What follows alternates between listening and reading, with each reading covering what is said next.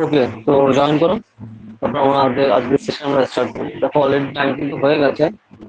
Mamun, Riaz join করো। Riaz join করো, তারপর আমাদের সেশন শুরু করবো অলরেডি। ঠিক আছে?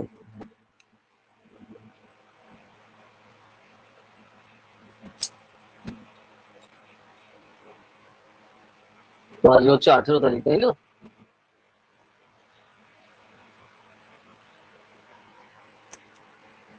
ওকে, তো জয়েন করো, তারপর সেই হিসেবে আমরা স্টার্ট করবো।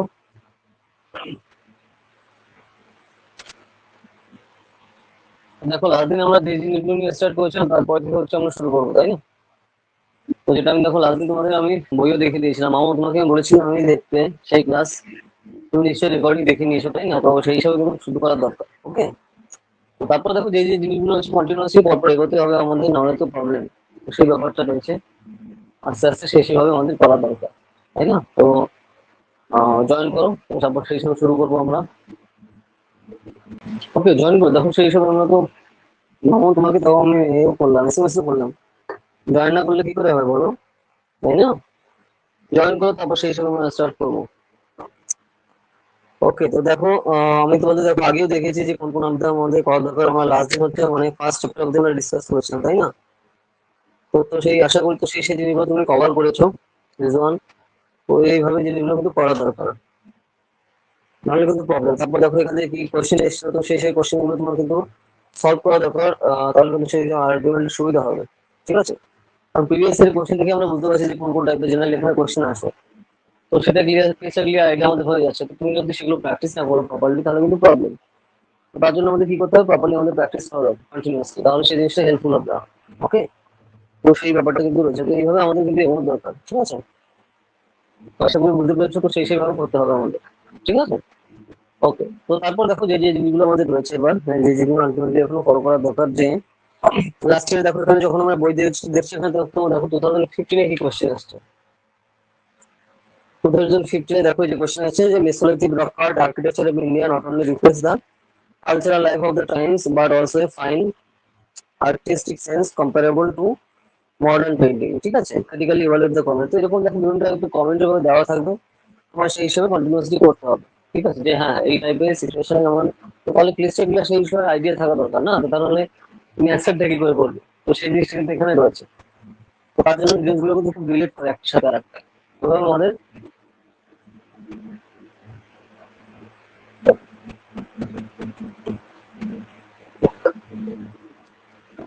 মাথায় রাখা দরকার আলটিমেটলি, নাহলে কিন্তু প্রবলেম। ঠিক আছে? আচ্ছা মামুন, শোনা যাচ্ছে? তুমি যে অপশনাল ক্লাসে তো আজকে তোমার ফার্স্ট টাইম, তাই তো? মামুন শুনতে পাচ্ছ? বলো। এখানে লেখো, আমি তাহলে বুঝতে পারবো, এখানে টাইপ করো। ওকে, তো দেখো যে জিনিসটা আমরা আগের দিন তুমি ক্লাসে দেখে নিয়ে রেকর্ডিং এ পেয়ে যাবে। তো আমাদের হিস্ট্রি যেটা অপশনালে আছে, এই যে বই এনশিয়েন্ট এন্ড মিডিয়েভেল, মানে প্রাচীন ভারত এবং মধ্যযুগের ইতিহাসের বই। ঠিক আছে? এটা হচ্ছে তোমার আধুনিক যুগের ইতিহাসের বই। আর আরটা হচ্ছে তোমার, আর না, ওটা হচ্ছে বিশ্বের ইতিহাসের বই। আর এটা হচ্ছে আধুনিক যুগের বই, এই যে আধুনিক ইতিহাসের বই। ঠিক আছে? এই হচ্ছে টোটাল বই কভার করতে হবে, তাহলে তোমার ফুল সিলেবাস কিন্তু চলে আসবে। আমি দেখো খুবই কম বইয়ের জিনিস দিয়েছি যাতে তোমার টু দা পয়েন্টে দ্রুত জিনিসটা বুঝতে পারো। ঠিক আছে? তো সেই ব্যাপারটা দরকার। এটা হচ্ছে অপশনাল ক্লাস আমাদের। তো অপশনালে হচ্ছে তুমি জানো যে একটা সাবজেক্ট দিতে হয় তার দুটো পার্ট থাকে, 250 করে 500 মার্কস থাকে, তাই না? তো সেইভাবে সেই জিনিসগুলো আমাদের ক্লিয়ার করতে হবে কন্টিনিউয়াসলি, নাহলে কিন্তু প্রবলেম। ঠিক আছে মামুন, বুঝতে পারছো? তো সেই জিনিসটা রয়েছে। আর প্রিভিয়াস ইয়ার তোমাকে তো আমি বইয়ের লিস্ট অলরেডি পাঠিয়ে দিয়েছি, আমি আশা করি তুমি সব বই নিয়েছো। তো সেই বই থেকে এখন করা দরকার। ঠিক আছে? আস্তে আস্তে সেইভাবে টাইম দিয়ে আমাদের এগোতে হবে, নাহলে কিন্তু প্রবলেম। কারণ হিউজ সিলেবাস রয়েছে এখন, অপশনাল কিন্তু প্রচুর সিলেবাস। তো তারপরে যে জিনিসগুলো আমাদের করতে হবে, আর এখানে এইগুলো পড়ার সাথে সাথে তোমার জিএস এর কোর্সের কিন্তু পড়া অলরেডি হয়ে যাবে। ঠিক আছে? তো সেটাও কিন্তু রয়েছে। তো আগে কিন্তু তুমি জয়েন করোনি, ঠিক আছে? কোনো সমস্যা নেই, তুমি রেকর্ডিং এ যাও, পেয়ে যাবে, কোনো ব্যাপার না। তো তারপর দেখো যে জিনিসগুলো করা দরকার মামুন, কন্টিনিউসলি হচ্ছে আমাদের এগোতে হবে, তাই না? তো তোমার কাছে এই বই আছে তো এখন, অ্যানশিয়েন্ট এন্ড মিডিয়েভেল ইন্ডিয়া, এটা এটা আছে এখন বই তোমার কাছে? এটা হচ্ছে আমরা ফার্স্ট চ্যাপ্টার হচ্ছে আমরা করেছি, আমরা সেকেন্ড চ্যাপ্টার থেকে স্টার্ট করবো। না নেই, ওকে ওকে ওকে। আচ্ছা নিয়ে তাহলে কিন্তু নিতে হবে আস্তে আস্তে। আমি তোমাকে কিন্তু বই অনেকদিন আগে পাঠিয়ে দিয়েছিলিস, তুই এতদিনে তো চলে আসার কথা বই। আচ্ছা যাই হোক, ঠিক আছে, তো তুমি আসার সপ্তাহে দেখো, আমরা হচ্ছে চ্যাপ্টার ধরে ধরে পড়বো, তো তুমি খাতা পেন নিয়ে বসো, তারপর যে ভিডিওগুলো বলছি সেই জিনিসগুলো তুমি কপি করে রাখো, লিখে রাখো, তারপর যখন বই আসবে তুমি সাথে সাথে রিলেট করে কিন্তু বুঝতে পারবে, তাহলে তোমার সুবিধা হবে। যেহেতু এখন বই নেই, তো আমি আর কি বলতে পারি, বই যেহেতু তোমার কাছে নেই। ঠিক আছে, তো চলো আমরা হচ্ছে শুরু করবো। সেকেন্ড চ্যাপ্টার হচ্ছে তোমার হরপ্পা সিভিলাইজেশন, মানে কি হরপ্পা সভ্যতা। ওকে, অপশনালে চ্যাপ্টার টু, ওটা হচ্ছে কি হরপ্পা সভ্যতা।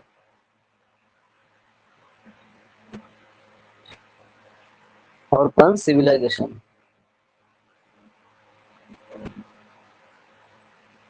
ঠিক আছে, হরপ্পান সিভিলাইজেশন, অথবা এটাকে অনেক সময় ব্রোঞ্জ এজ বলা হয়, মানে ব্রোঞ্জ টাইম,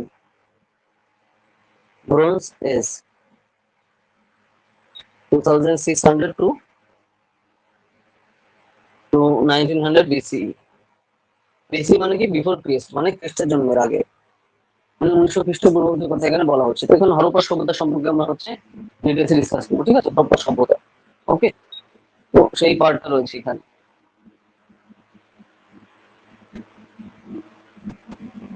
এবার নিশ্চয়ই বুঝতে পারবে আরো সহজে।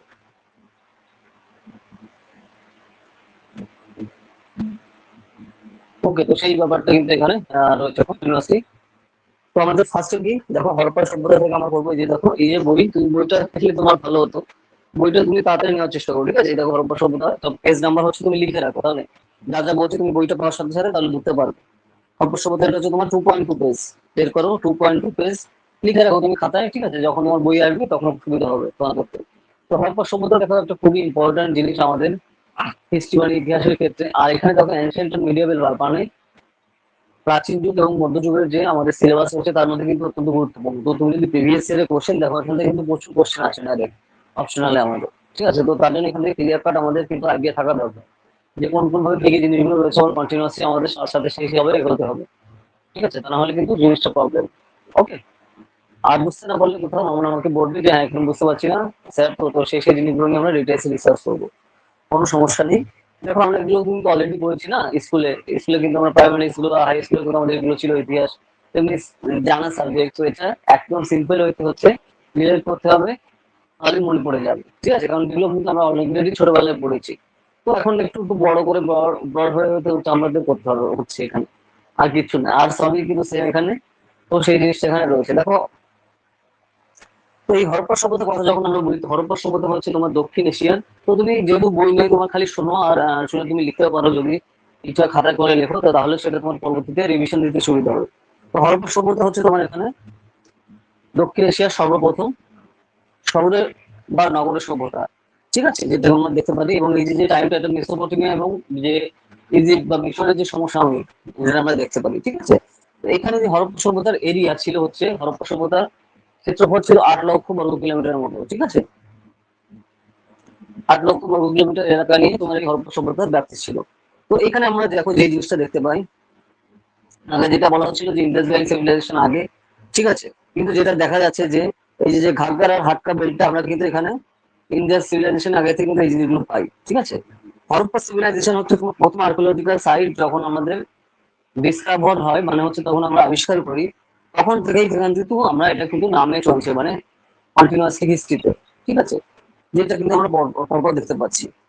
তো এইখানে দেখো যে why it is classified as a civilization that is older than the Chalcolithic civilization, ঠিক আছে, মানে এটা আমরা যদি অতীতের দিকে ফিরে যাই, Chalcolithic পিরিয়ড যে টাইম আছে তারও আগের সভ্যতা কিন্তু এটা আমরা দেখতে পাচ্ছি, এবং এটা খুবই উন্নত সভ্যতা ছিল, ঠিক আছে, ডেভেলপ সভ্যতা ছিল এটা, কন্টিনিউয়াস বহু আগে। তাহলে এবার টাইম লাইনটা কত, বহু আগে, আমি বলছি বহু আগে সভ্যতা অনেক পুরনো, কতদিন আগে, আগে হচ্ছে এটা দেখো, এই হরপ্পান ফেজ যদি আমরা দেখি তাহলে 3200 খ্রিস্টপূর্বাব্দ, মানে এখন থেকে 5200 বছর আগে। এখন তো 2023 সাল, তাই না, আর এখানে পুরনো যুগ যদি আমরা দেখতে হয় তাহলে 3200 বিসি, মানে খ্রিস্টের জন্য 3200 বছর আগের কথা এখানে কিন্তু সেই হিসাবে রয়েছে।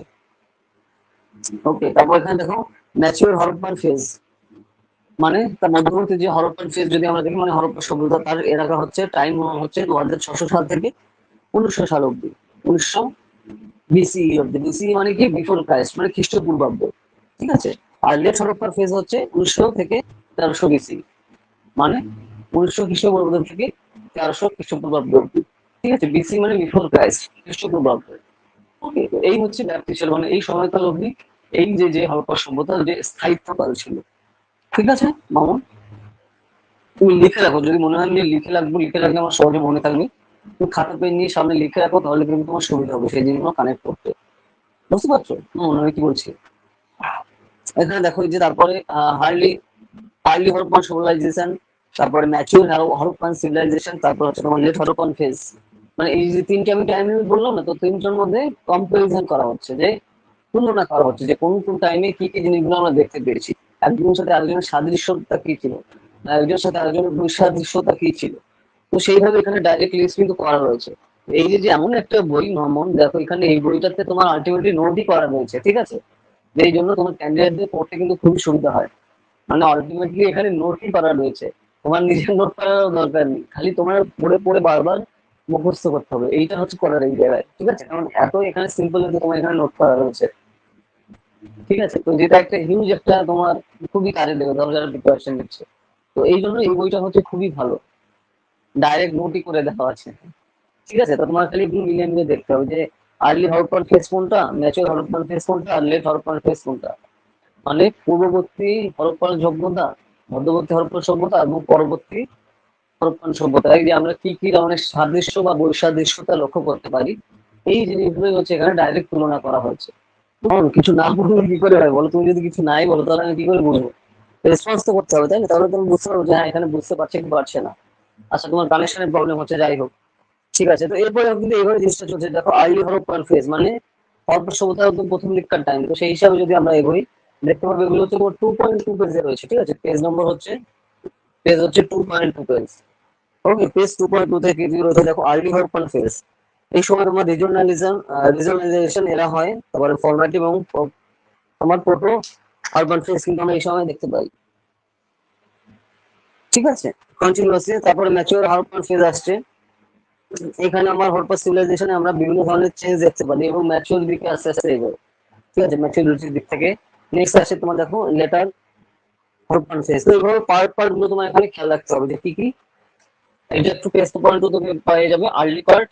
ঠিক আছে, মানে আর্লি হরপ্পান ফেজ। তারপরে আসছে কি তোমার দেখো mature Harappan phase, MHURE mature Harappan phase. আর আসছে তারপরে নেক্সটটা কি আসছে, লেট হরপ্পান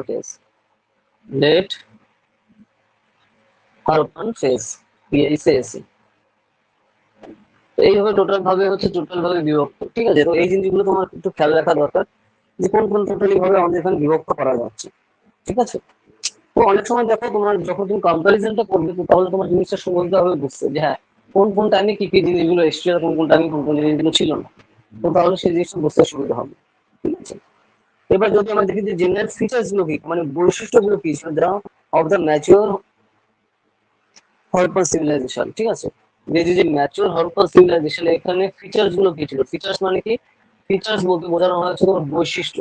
এই হরপ্পা সভ্যতার বৈশিষ্ট্যগুলো এখানে যদি কি ছিল, যদি আমরা সেই দিকে তাকাই তাহলে বিভিন্ন ধরনের পয়েন্ট কিন্তু আমরা লক্ষ্য করতে পারবো। ঠিক আছে, যেখানে কিন্তু আমরা এখানে সুসংগঠিত ভাবে এখানে টাউন ব্যবস্থা ছিল, মানে শহর ব্যবস্থা খুবই সুগঠিত ছিল, পয় প্রণালী ব্যবস্থা সুবিস্তৃত ছিল।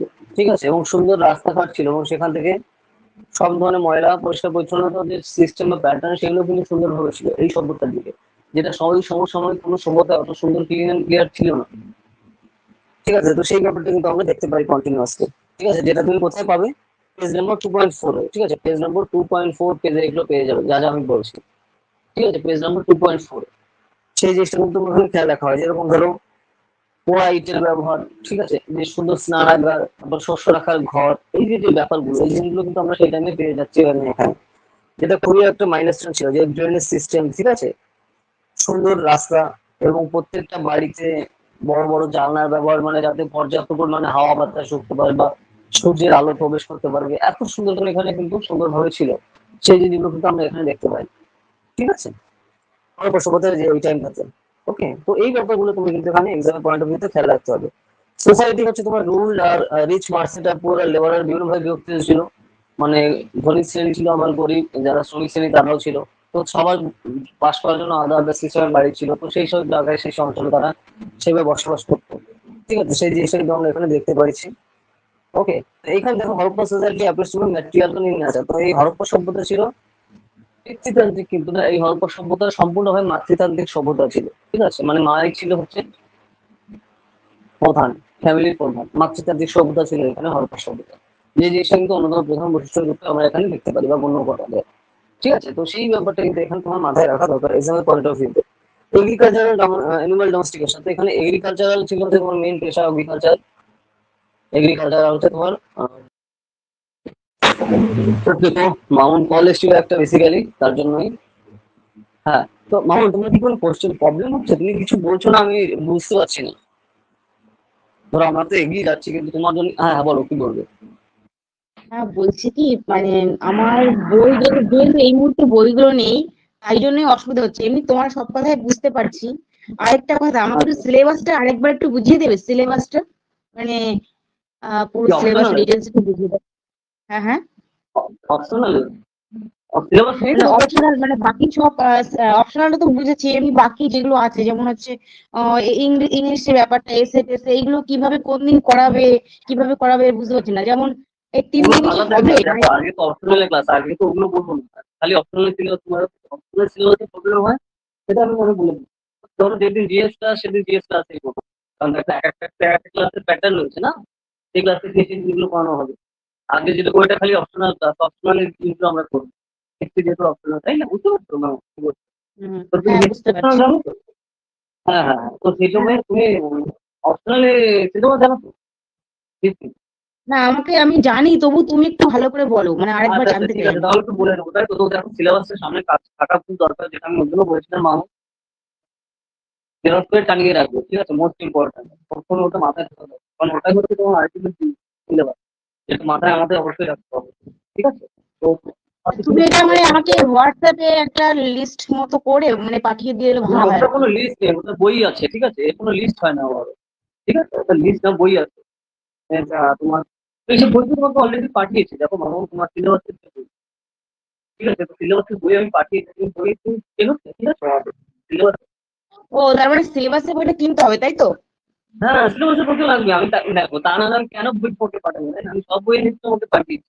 আর সেগুলো তো রেসপন্সিবিলিটি তোমাদের আস্তে আস্তে নিয়ে নেওয়া, তাই না? এগুলো তো নিতে হবে, তাহলে আমি কেন পাঠাবো, তাই না? আচ্ছা আচ্ছা সিলেবাসেরও বই আছে, আচ্ছা। যেখানে জিএস এর সিলেবাস, অপশনাল সিলেবাস, সব কিছু সিলেবাস দেওয়া আছে। তো ওই জন্য ওই ও সিলেবাস গুলো আচ্ছা খুব দরকার। তাহলে তোমার বুঝতে সুবিধা হবে, যেমন কোনটা পড়তে হবে কি হবে। ওকে? আচ্ছা আচ্ছা। আর বলছি যে হ্যাঁ, বল। বুধবারের কি কি ক্লাস নিচ্ছ? বুধবারের ব্যাচটা আমি কখনো করিনি, মানে বুধবারে কি কি আচ্ছা, ক্লাস হ্যাঁ, আমি হবে? তো সেই জন্য দেখো, আমি তো তোমাকে টাইমলি লিঙ্কও পাঠাচ্ছি, কিন্তু তুমি যদি জয়েন না করো আমি কি বলতে পারি? যাক, মানে একটু প্রবলেম ছিল, তো এবার থেকে অসুবিধা হবে না। কিন্তু বুধবার দিন আচ্ছা, কি কালকের ক্লাস, মানে ক্লাসে কালকে? কিন্তু তুমি জয়েন করো নি, পরশুদিনের ক্লাস, সোমবারের ক্লাসেও কিন্তু তুমি জয়েন করো, দুপুরে হ্যাঁ, যদি করা একটা হয়নি। দিনের ক্লাস করো। তো এইভাবে দেখে নিও তাহলে, ঠিক আছে? এমনি মানে এগুলো খেয়াল বুধবারটা মানে করতে হবে। আগামীকাল কি কি ক্লাস হবে, মানে কোন না, সাবজেক্ট? কালকে, হ্যাঁ, আজকে তো তোমার কি বলবো, কালকে আবার ক্লাস করবো। কালকে সন্ধ্যে 7টায় কিন্তু করো। হ্যাঁ, কালকে সন্ধ্যা সন্ধ্যে 7টায়, 7টায় হ্যাঁ। ক্লাস করবো। হ্যাঁ, মিস করো না, কালকে আছে, আর প্রতিদিন হচ্ছে কালকে। কালকে মিস করো না। তো সেই হিসাবে আর আমরা যেগুলো করতে আসছি সিলেবাস, ওই তোমার কবে আসবে? বইটা আমার একটু প্রবলেম হচ্ছে, আমি না ওই বললাম না আমার এই ইয়ে থেকে অ্যামাজন থেকে পাচ্ছি না। তো আর আমি সেরকম একটা ভালো পাওয়ার ব্যাপার কাউকে না, তুমি পাচ্ছি না। অর্ডার করেছো তো? না, এখনো অর্ডার করা হয়নি, ওই মানে ও, তাহলে অ্যামাজন থেকে অর্ডার না হচ্ছিল না করলে কি বলে। করে হবে? অর্ডার না করলে তুমি পাবে কি করে? অর্ডার তো করতে হবে না, এটা তুমি আচ্ছা, করতে বলছি হবে। এটা হচ্ছে ইয়ে থেকে পাওয়া যাবে? হ্যাঁ, বলছি ওটা কি ওই কলেজ স্ট্রিট গেলে পাওয়া যাবে এগুলো? হ্যাঁ হ্যাঁ, পলিটিক্স গুলোও পাওয়া যাবে সব। তুমি যদি দোকান থেকে কিনে তাও দাম কিনতে পারবে। তাহলে তুমি ও কলেজ চলে আচ্ছা। যাও, আর কি কলেজ স্ট্রিট চলে যাও, ধরো গিয়ে নিয়ে হ্যাঁ আসো হ্যাঁ সব। হ্যাঁ, আমি তো আমি লিস্ট তোমাকে আমি অলরেডি ভাবছি পাঠিয়ে দিয়েছি। ডাইরেক্ট আমি হ্যাঁ, ভাবছিলাম যে বলো। ডাইরেক্ট গিয়েই কিনবো, কারণ এখানে আসতে অর্ডার দিলে হয়তো 15 দিন লেগে যাবে, 10 দিন 15 দিন। তাই মানে ভাবছি তোমার অর্ডার তো আমি অনেকদিন ডাইরেক্ট লাগে। গিয়ে। তোমার কোথায় বাড়ি, কোথায় জানো? বাড়ি হচ্ছে বনগা। ওকে ওকে, তাহলে বনগা পুরো থেকে অনেক বনটা, ভেতরে, মানে বনগা হচ্ছে আমাদের থানা, তো অনেক ভেতরে, ঠিক আছে। মানে জায়গার নামই কোনটা, মানে বাড়ি কোনটা? জায়গা না, আমরা থানা বনগা, এমনি হচ্ছে আমাদের জায়গা হচ্ছে নহাটা, মানে আর কি গ্রাম নহাটা, পোস্ট নৈহাটি? নহাটা। না, নৈহাটি না, নৈহাটি? নহাটা এটা। না না, নহাটা, গোপালনগর যাই নহাটা। হোক, আমি, না, যাই হোক, ঠিক আছে। তো তুমি তাহলে, ঠিক আছে, তাহলে পরের একটু তো তাহলে নিশ্চয়ই তোমার বাড়ি থেকে অনেক দূর। তো যাই হোক, তুমি অনলাইনে কিন্তু রিফারেন্স দোকান থেকে যাও। কলেজ থেকে গিয়ে তাড়াতাড়ি নিয়ে নাও, বই খুবই দরকার, ঠিক আছে? বই না হলে কি করে বলবো আমি যা করে যাচ্ছি তা না হতে পারো, তাই না? তুমি হ্যাঁ আমি হ্যাঁ বলবো সেটাই তাহলে আগে সেটাই। চলে যাও, আগে চলে যাও, আমি কিন্তু আমি লিস্ট যে তোমাকে কদিন ওই পাঠিয়ে দিয়েছি। তো ওখানে গেলে যে দেখালে ওরা বুঝে যাবে, লিস্ট তোমাকে পাঠিয়ে দিয়েছি, হ্যাঁ তো ওখানে হ্যাঁ গিয়ে দেখাবো, সব দিয়ে নিয়ে চলে যাবে। কালকেই কিন্তু তাহলে আচ্ছা জানো, ঠিক কালকে আছে। ক্লাসে তোমার সামনে থাকে বলবো, ঠিক আছে? আজকে ঠিক আছে, আচ্ছা আমি আচ্ছা। আজকে বললাম তুমি কালকে তখন সন্ধ্যের সাথে রয়েছে না, তো তাহলে সেই কিছু বুঝতে পারবে না, মাথার উপর দিয়ে যাবে, খালি শুনলে তো হবে না, সেগুলো বাড়িতে পৌঁছতে হবে, তাই না? বুঝতে পারছো? হ্যাঁ হ্যাঁ হ্যাঁ। ঠিক ঠিক আছে, আছে, তো যে এটাই কদিন হচ্ছে। বইটা না পাই সে কদিন একটু মানে তোমার থেকে যেগুলো বলছো সেটা বুঝে লিখে টেখে নিচ্ছি, হ্যাঁ। না না, আর ঠিক আছে, বইটা সেটা ব্যাপার না, তুই চেক করলে তো আগে সেটা ব্যাপার না, কিন্তু আমি বলে দিচ্ছি যে তাও তোমার তো রিভিশন দিতে হবে, তাই না? হ্যাঁ হ্যাঁ অবশ্যই, শুধু বুঝলে তো হবে না, তা নাহলে রিভিশন তুমি দিতে কি হবে। করে বলবে? হ্যাঁ, আমি বলে দিলাম তুমি ক্লাস অ্যাটেন্ড করে সেটা বাড়িতে টাইম না দিলে তো হবে না, বুঝতে পারলে? তুমি আজকে তাহলে চলে হ্যাঁ যাও, ক্লাসের পরে তুমি আজকে নিয়ে আসো, তারপরে লাগবে না যেতে, তারপরে আমি নিয়ে চলে এসে আসবো, ঠিক আছে? আচ্ছা আচ্ছা যাতে ঠিক বড় আছে ব্যাগ ঠিক আছে। নিয়ে যাও, কারণ ওইগুলো ভালোই ভালোই হুম ঠিক আছে ঠিক আছে। যদি সাথে কাউকে আচ্ছা। নয় নিয়ে এসো। কালকে তাহলে সাথে হুম। যেন বই থাকে, ঠিক আছে? এনসিইআরটি তো আমাদের কালকে পড়াচ্ছিলাম, তো এনসিইআরটি যেন বই থাকে, ঠিক আছে? ওকে মামা? হ্যাঁ হ্যাঁ না অ্যাকচুয়ালি ঠিক আছে। কথাটা ভালো আওয়াজ আসছে না, কালকে সাবজেক্টটা কি ছিল মানে এবার বুঝতে পারছি না, কথাটা ভালো ক্লিয়ার আসছে না। হ্যাঁ, মানে আগামীকাল বুধবারে কি ক্লাস করাবে তুমি, মানে কোন ক্লাস? আরে আমাদের সোসাইটি যে পার্টটা করছিলাম না, সোসাইটি পার্ট, ও আচ্ছা আচ্ছা। হুম হুম, ঠিক আছে? ঠিক আছে আচ্ছা ঠিক আছে। হ্যাঁ, বলো, দেখো তোমার এত লেট কেন তুমি? এই দেখো এই মাত্র হ্যাঁ, অনেকখানি লেট হয়ে গেছে, দেখো আমি তোমার জন্য কিন্তু দেরিতে শুরু করেছি, তুমি বললে তারপর, কিন্তু তারপরে তুমি প্রায় তারও যা বলেছিলাম তার থেকেও 8 ঘন্টা লেট, কি করে হয় বলো, বললে আচ্ছা যাই হোক, হ্যাঁ তো এক্সট্রা করেছি, হ্যাঁ নেক্সট ক্লাসে। আচ্ছা যাই হোক, তোমার কথা ভালো শোনা যাচ্ছে না, তুই টাইপ কর, ঠিক আছে? তোমার সাউন্ড ভালো ক্লিয়ার, দেখো তুমি টাইপ করে লেখো, আমি তাহলে ওকে ঠিক আছে। তো তোমার কথা বুঝতে পারছিলাম না, তোমাদের কানেকশনের প্রবলেম, ঠিক আছে? আমি ওর জন্য বলি যে যখনই তোমরা ক্লাসে জয়েন করবে ওয়াইফাই থেকে কানেক্ট করবে, ঠিক আছে? তাহলে ক্লিয়ারলি তোমার শুনতে পারবে, কোনো বাফারিং চলবে না, ঠিক আছে? তো সেই জিনিসটা দরকার।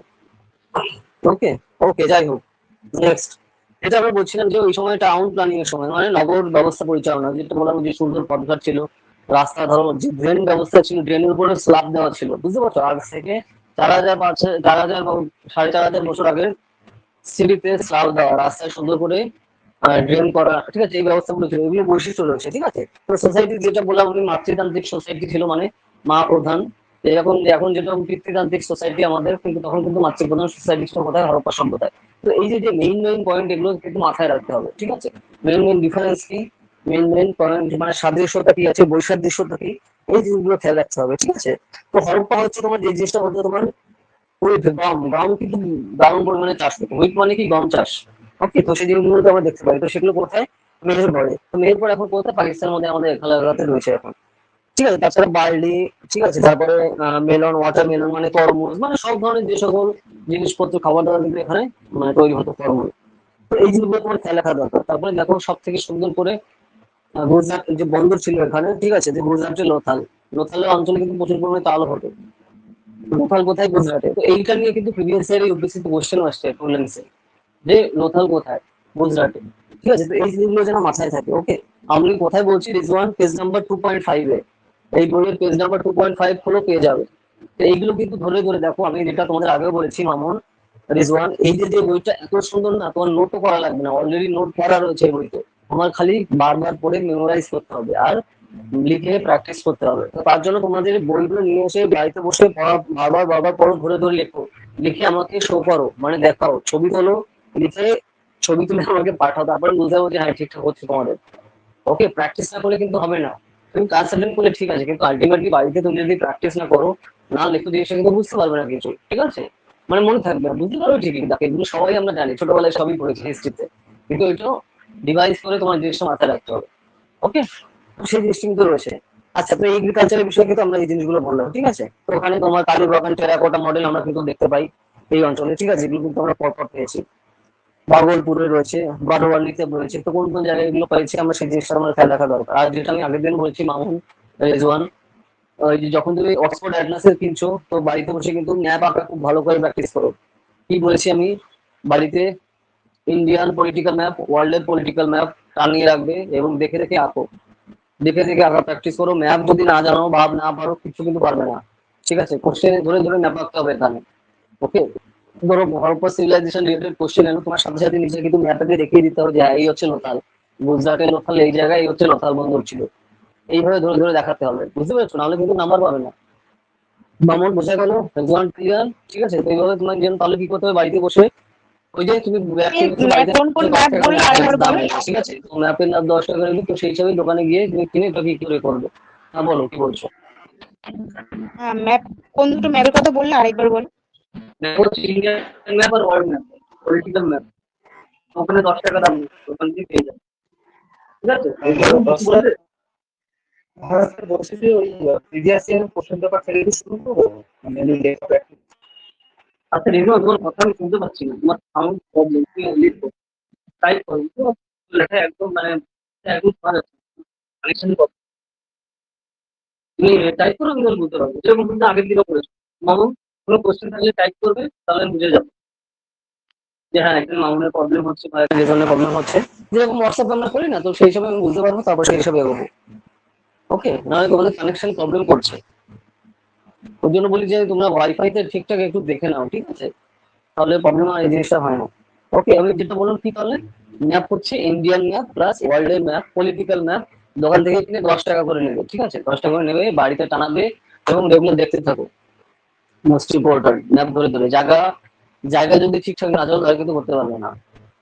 হ্যাঁ স্যার, প্রিভিয়াস কোশ্চেন থেকে কি লেখা প্র্যাকটিস শুরু করবো? হ্যাঁ অবশ্যই, প্রিভিয়াস কোশ্চেন এখানে দেওয়া রয়েছে। দেখুন আমি তোমাকে বলেছিলাম লাস্ট দিন রিজওয়ান, দেখো লাস্ট দিনে ফার্স্ট চ্যাপ্টার আমরা যখন করেছি, ফার্স্ট চ্যাপ্টারের লাস্ট পেজে যাও, এখানে প্র্যাকটিস কোশ্চেন দিয়ে দিয়েছে, প্রিলিমস এর প্রিভিয়াস ইয়ারের কোশ্চেন প্লাস মেইনস এর প্রিভিয়াস ইয়ারের কোশ্চেন। দেখো ডাইরেক্ট দিয়ে দিয়েছে যে এইখানে ফার্স্ট চ্যাপ্টার থেকে তোমার কি এসছে 2015 এর কোশ্চেন, তাও কিন্তু এখানে দেওয়া রয়েছে। ঠিক আছে? এই যে কি question from the last year games 2015-তে ওই যে মেসোলিথিক রকিং এর কোশ্চেন এসছে, এগুলো তো লেখা প্র্যাকটিস করতে হবে।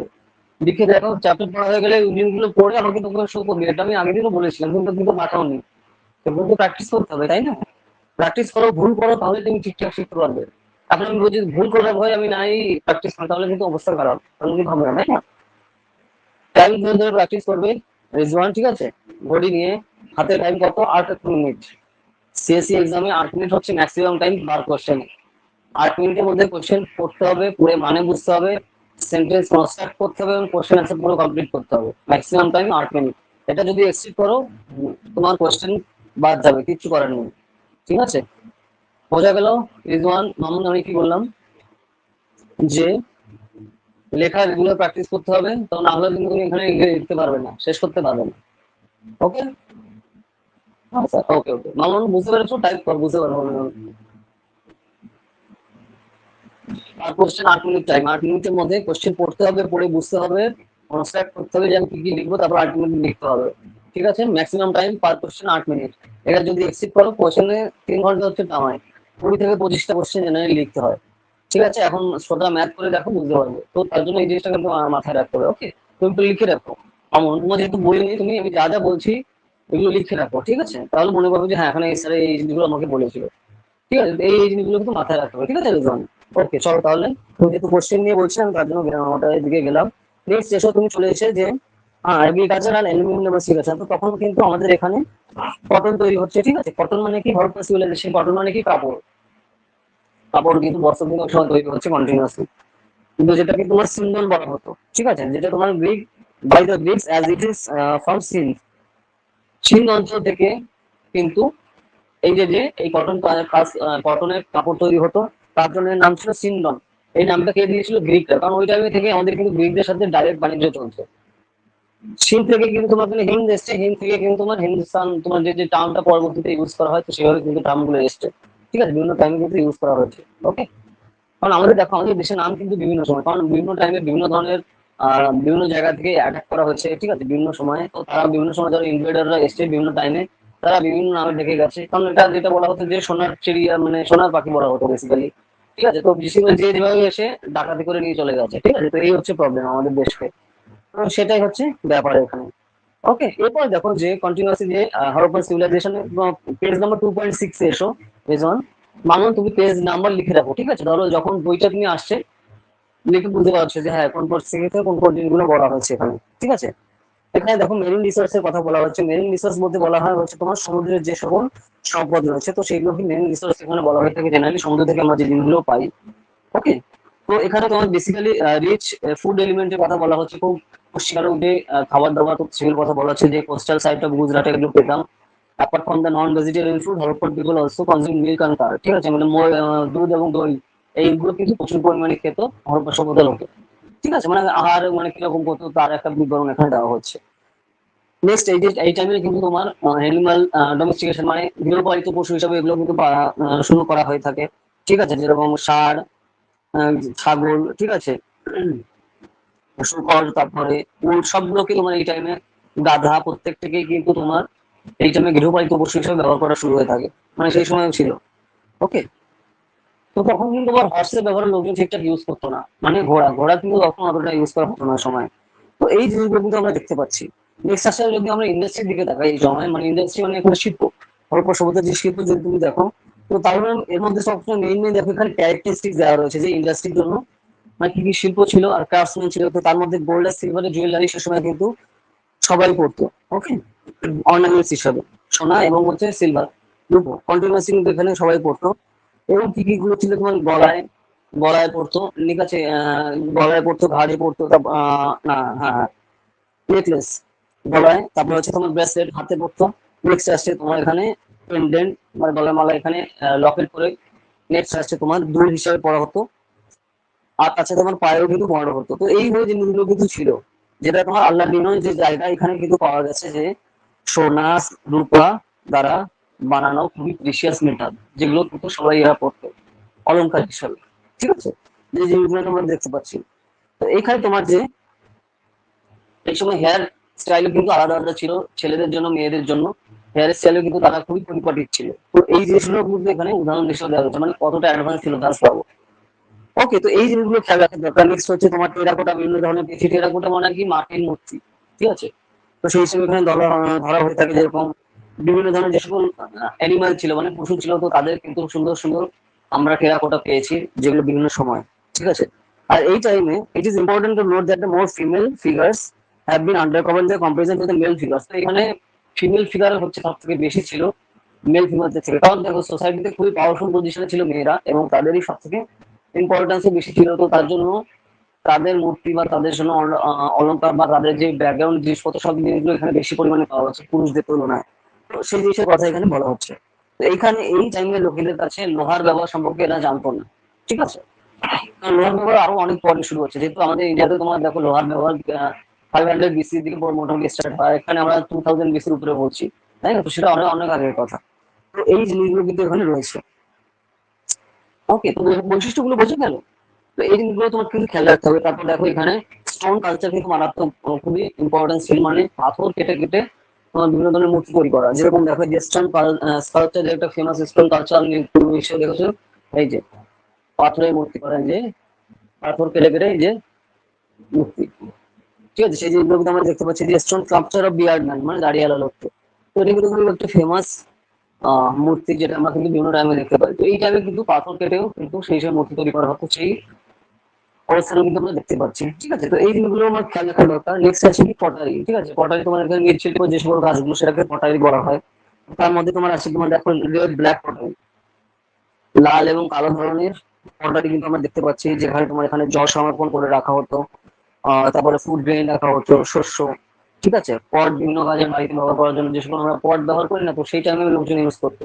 তো তার উদাহরণ যদি দেওয়া হচ্ছে যে কিরকম একটা পট ছিল, দেখো এত সুন্দর পট, যা জিনিস তুমি এখনো পাবে না। এই যে দেখো এত সুন্দর করে পট ছিল, ঠিক আছে? তো এই জিনিসগুলো কিন্তু এখানে খেয়াল রাখতে হবে। তো এই বইটা পড়তেও ওর জন্য এত সুন্দর লাগে, যেগুলো অন্যান্য বইতে এত সুন্দর করে ছবি টবি দেওয়া দেওয়া নেই, এখানে কিন্তু তা রয়েছে। ওকে, তো এইখানে এই জিনিসগুলো তোমার এখানে খেয়াল রাখার দরকার। ওকে, নেক্সট আছে আমরা যদি মেইন ইম্পর্টেন্ট যেগুলো দেখি যে ইকোনমিক কি ছিল। তো এখানকার ইকোনমি কিন্তু খুবই পাওয়ারফুল ছিল, ফ্লারিশিং ট্রেড ছিল মেসোপটেমিয়ার সাথে, ঠিক আছে? এবং পার্সিয়ান থাকে, পার্সিয়া মানে পারস্য, ইরাক ইরান যেটা আমি বলেছি, ইরানের কথা এখানে বলা হচ্ছে। আর এই হচ্ছে তোমার মিশরের কথা বলা হচ্ছে। তো এই যখন দুই দেশের সাথে আমাদের আবার গ্রিক তো আছেই, মানে গ্রিস, এই সকল দেশগুলোর সাথে আমাদের ডাইরেক্ট কিন্তু বাণিজ্য ছিল ওই টাইমে। ঠিক আছে। নেক্সট আসছে তোমার আমাদের আরো ট্রেডিং দেখেছি হচ্ছে দিলমুনের সাথে, ঠিক আছে। দিলমুন যে জায়গা, এটা কি নাম, বাহারিনের বর্তমান নাম। বাহারিন নিশ্চয়ই তোমরা জানো, পার্সিয়ান গালফের দেশ, মানে মধ্যপ্রাচ্যের যে দেশ বাহারিন, তাদের সাথে ডাইরেক্ট আমাদের ট্রেড ছিল। মাকানের সাথে, মালাকান পোস্ট, মানে যেটা এখন ওমান নাম, এই সকল দেশ, ওমানের সাথে আমাদের কিন্তু ডাইরেক্ট তখন কিন্তু বাণিজ্য ছিল, বুঝতে পারছো জায়গাগুলো, রিজন ওমান, তারপরে হচ্ছে পার্সিয়ান গালফ, এই সকল দেশের সাথে আমাদের ডাইরেক্ট বাণিজ্য ছিল ওই টাইমে। তো এই জিনিসগুলো তোমার মাথায় রাখা দরকার, তাই না? বাণিজ্য ডাইরেক্ট কত কত জায়গা দিয়ে আমাদের চলছে, ঠিক আছে। তো এখানে দেখো যে trading network was not limited to external network but included internal network also, মানে খালি বিদেশের সাথে ট্রেড না, দেশের মধ্যেও কিন্তু বিভৎস ট্রেডিং হতো ওই টাইমে। ওকে, যে no metallic money in circulation. তো এখানে তোমার দেখো তখন কোনো কারেন্সি ছিল না যে টাকা দিয়ে জিনিসপত্র কেনা ছিল, তখন বার্টার সিস্টেম ছিল, যার মানে হচ্ছে এই তুমি চাল দিলে আমি তোমাকে ডাল দেবো, ঠিক আছে। তো এই হচ্ছে যে সিস্টেম, এই টাইমে কিন্তু তখন বিজনেস হতো, বাণিজ্য করা হতো। তো বাণিজ্যের রুট কি ছিল দেখো, বাণিজ্যের রুটও কিন্তু এখানে ছবিতে দেওয়া রয়েছে, ঠিক আছে। এই হচ্ছে বাণিজ্যের রুট ছিল, কোথায় পাবে, পেজ লিখে রাখো মামুন 2.9 পেজে, যে বাণিজ্য কোন রুটে এখানে করা হতো, রুট মানে কোন কোন পথে কোন কোন দেশের সাথে বাণিজ্য ছিল, ডাইরেক্ট কিন্তু এখানে ছবি দেওয়া রয়েছে, ঠিক আছে। রিজওয়ান, বুঝতে পারছো তো আমি কি কি বলছি? তো এই যে ডাটাগুলো যেন তোমার মাথায় রাখতে হবে অবশ্যই, ঠিক আছে। আর এই যে ম্যাপ সহ কিন্তু আঁকতে বলে ধরুন আরো ভালো হয়, যে খালি তুমি লিখছো তা না, তুমি সেগুলো শো অফ করে দেখানো। ওকে, এক্সাম এক্সামিনারকে ইমপ্রেস করা দরকার এখানে, তাই না? যত সুন্দর করে ইমপ্রেস করতে পারবে নাম্বারটা তত বাড়বে, আর যত সিম্পল স্টাইলে লিখবে নাম্বার তত কমবে, অ্যাজ সিম্পল অ্যাজ দ্যাট। তো এই জন্য কিন্তু জিনিসটা খেয়াল রাখা দরকার তোমার। ওকে, হরপ্পা সভ্যতায় দেখো আমরা বিভিন্ন ধরনের সিল মোহর পেয়েছি, সেগুলো দেখে আমরা বুঝতে পারি যে সেই টাইমে কি ধরনের সিচুয়েশন ছিল, ঠিক আছে। স্কয়ার চতুষ্কোণ আকার বিভিন্ন ধরনের হরপ্পা সিল আমরা দেখতে পাই, যেটা মেসোপটেমিয়ান সিটিতে যেরকম সুসাতো আমরা দেখেছি, মিশরেও যেরকম ছিল, আমরা কিন্তু আমাদের দেশে এরকম ধরনের সিল আমরা দেখতে পেয়েছি, ঠিক আছে। গুজরাটের লোথালে আমরা যেটা দেখতে পেয়েছি যে বিভিন্ন ধরনের বাটন সিল পেয়েছি। ওকে, তাছাড়া আমার dockyard has been evaluated in Lothal. Dockyard মানে কি, যেখানে তোমার বন্দরে জাহাজ ভেড়ে, সেটাকে ডক ইয়ার্ড বলে। তার মানে সেখানে ডাইরেক্ট বন্দরে জাহাজ ভিড়তো এবং সেখানে জাহাজে করে তোমার বাণিজ্য চলতো, মানে এতটাই প্রোগ্রেস ছিল ওই টাইমে হরপ্পা সভ্যতাতে। এই যে যে জিনিসগুলো তোমার কিন্তু খেয়াল রাখা দরকার। তো হরপ্পা সভ্যতা সিল কিরকম হতো, যে আমি এতক্ষণ সিলের কথা বলছি, এই হচ্ছে সিল, এই সিলগুলো হচ্ছে এরকম দেখতে হতো, ঠিক আছে। তো এই জিনিসগুলো তোমার খেয়াল রাখা দরকার, যে হ্যাঁ কোন কোন টাইপের কি কি ছিল, তাহলে সুবিধা হবে। তো এরকম মেইনলি জিনিসগুলো তোমার এখানে ইনক্লুড করা দরকার এক্সাম পয়েন্ট অফ ভিউতে, ঠিক আছে। তো এবার দেখো হরপ্পা ইম্পোর্ট, হরপ্পা কি কি ইম্পোর্ট করতো, ইম্পোর্ট মানে কি আমদানি করা। তো হরপ্পা দেখো হরপ্পা সভ্যতায় হরপ্পা ইম্পোর্ট করতো গোল্ড করতো আফগানিস্তান পাহাড় থেকে। তো এখানে তো দেখো এখন তো সব আলাদা হয়ে গেছে, তো তার জন্য এখানে আলাদা করছে, কিন্তু তখন তো সবই একই ছিল, তাই না? তখন তো আমাদের দেশগুলো আলাদা কোনো আলাদা ছিল না। তো তখন এই যে দেখো আফগানিস্তান, ইরান, কোলার, এই অঞ্চল থেকে আমরা সোনা নিতাম, ঠিক আছে। কপার নিতাম হচ্ছে খেতড়ি থেকে, খেতড়ি কোথায়, রাজস্থানে, বালুচিস্তানে, ওমান থেকে। তেল নিতাম আফগানিস্তান আর ইরান থেকে। ওকে, এরপর লাপাস লাজুলি, এটা দিয়ে কোশ্চেন এসেছিল 3-4 বছর আগে, যে লাপাস লাজুলি কোথায় পাওয়া যায়, এটা হচ্ছে উত্তর হবে আফগানিস্তান। বুঝতে পারছো, এখান থেকে ধরে ধরে কিন্তু কোশ্চেন আসছে। এখন তোমার ডিউটি হচ্ছে ধরে ধরে মনে রাখা। আমি দেখো ক্লাস ওয়ানের সময় আমি কিন্তু তোমাদের বলেও দিচ্ছি যে কোন কোন জায়গা থেকে ডাইরেক্ট কোশ্চেন এসেছিল। এখন তোমার ডিউটি হচ্ছে বারবার এগুলো পড়ে ডিটেলসে মাথায় রাখা। যত এখানে মেমোরাইজ করতে পারবে তত সেগুলো করতে পারবে, কারণ প্রিলিমসে ডাইরেক্ট ধরে ধরে কোশ্চেন আসবে, মেন্সে তো কারেক্ট।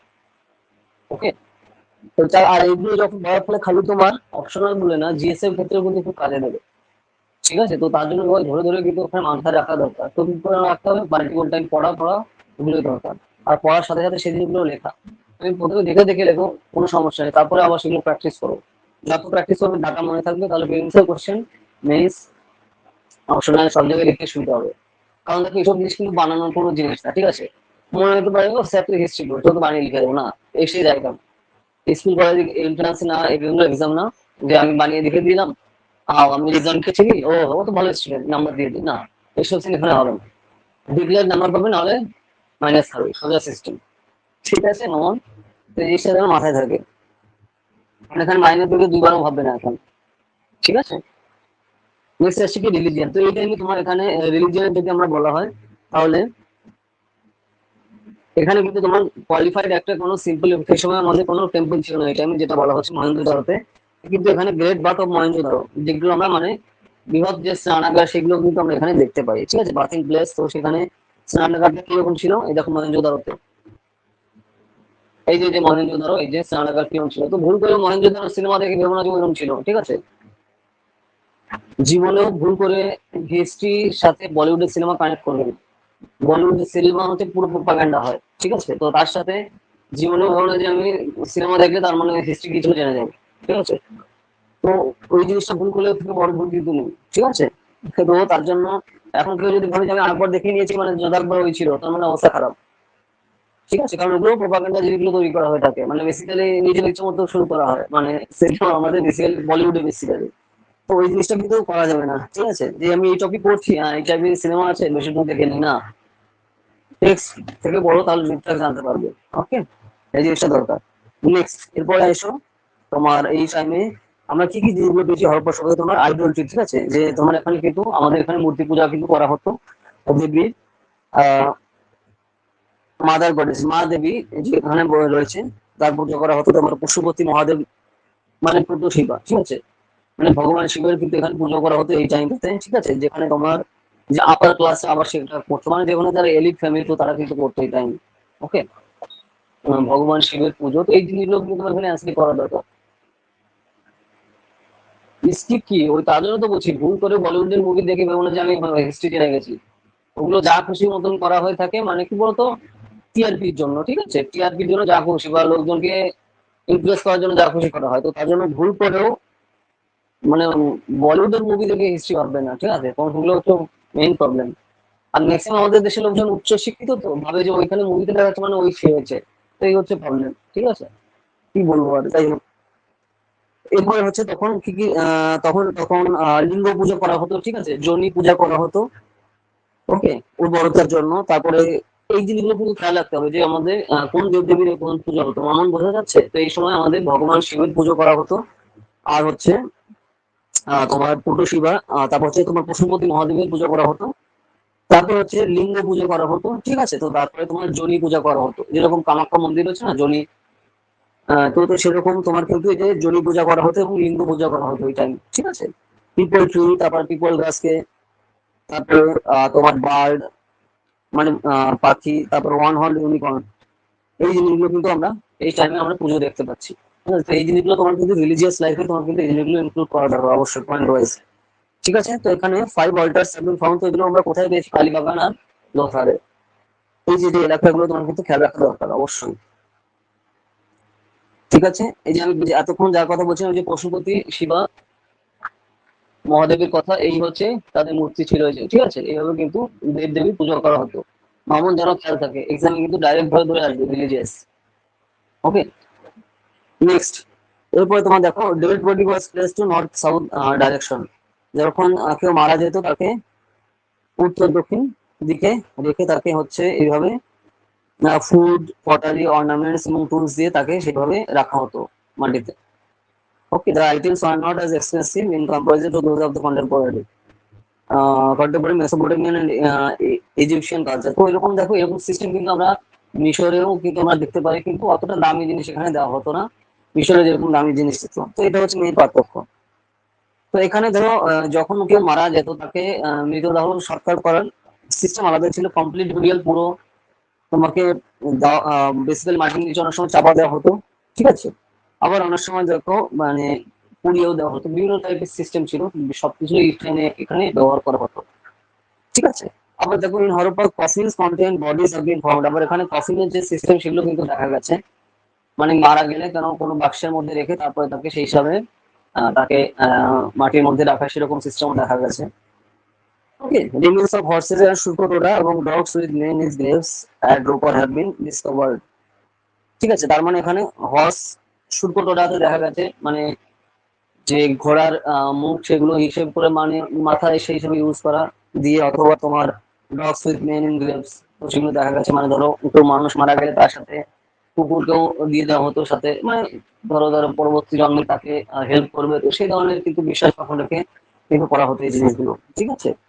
তো সেই জিনিসগুলো আমরা দেখতে পাই। তো এরপরে আস্তে আস্তে দেখো যে হরপ্পা সভ্যতা ডেক্লাইন হয় হচ্ছে তোমার 1900 বিসিতে, মানে খ্রিস্টের জন্মের 1900 বছর আগে, যীশু খ্রিস্টের জন্মের 1900 বছর আগে হরপ্পা সভ্যতা হচ্ছে শেষ হচ্ছে, ঠিক আছে? তো এই টাইম লাইন গুলো খেয়াল রাখতে হবে, ঠিক আছে? মামুন কি বললাম, হরপ্পা সভ্যতা শেষ হচ্ছে কবে?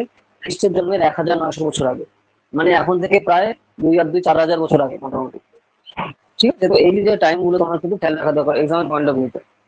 তো এবার দেখো যে possible causes for decline of Harappa civilization. তো এই হরপ্পা সভ্যতা ধ্বংস হলো কিসের জন্য? কারণ দেখো এখানে 5, 6, 7, 8 আটখানা কারণ দেওয়া রয়েছে। তো এই জিনিসগুলো কিন্তু শর্টে তোমার মাথায় রাখা দরকার। এই যে আটখানা কারণ কোথায় রয়েছে, এটা পেজ নাম্বার 2.13। কি কি কারণে আমাদের এই হরপ্পা সভ্যতা ধ্বংস হয়েছিল, ঠিক আছে? তো এই জিনিসগুলো এখানে তোমার খেয়াল রাখা দরকার ইসলামের পয়েন্ট অফ ভিউতে।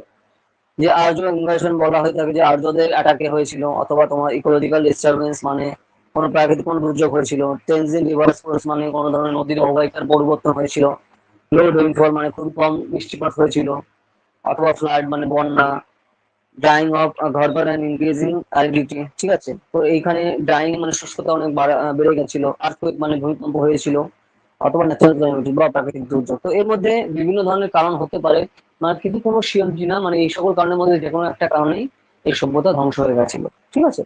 তো সেখানে বলা হচ্ছে। তো এবার এক্সামের পয়েন্ট অফ ভিউ আমার কোন জিনিসটা খেয়াল রাখা দরকার, রিজওয়ান, যে ফেমাস যে হরপ্পা সাইট গুলো কি কি, মানে বিখ্যাত যে হরপ্পার যে সকল স্থানগুলো রয়েছে সেগুলো কি কি।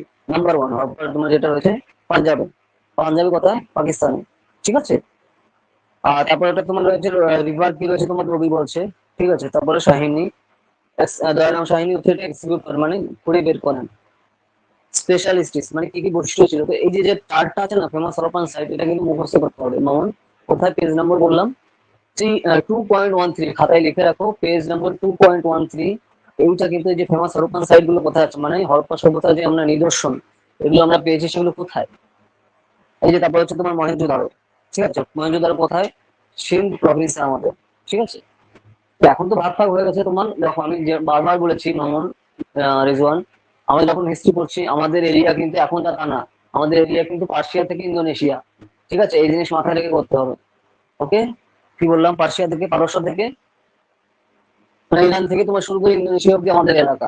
এই অব্দি হচ্ছে তোমার মাথায় রেখে করতে হবে, ঠিক আছে? তাহলে এখানে আমাদের মহেঞ্জোদারো কোথায় পেয়েছি আমরা? সিন্ধ প্রভিন্সে।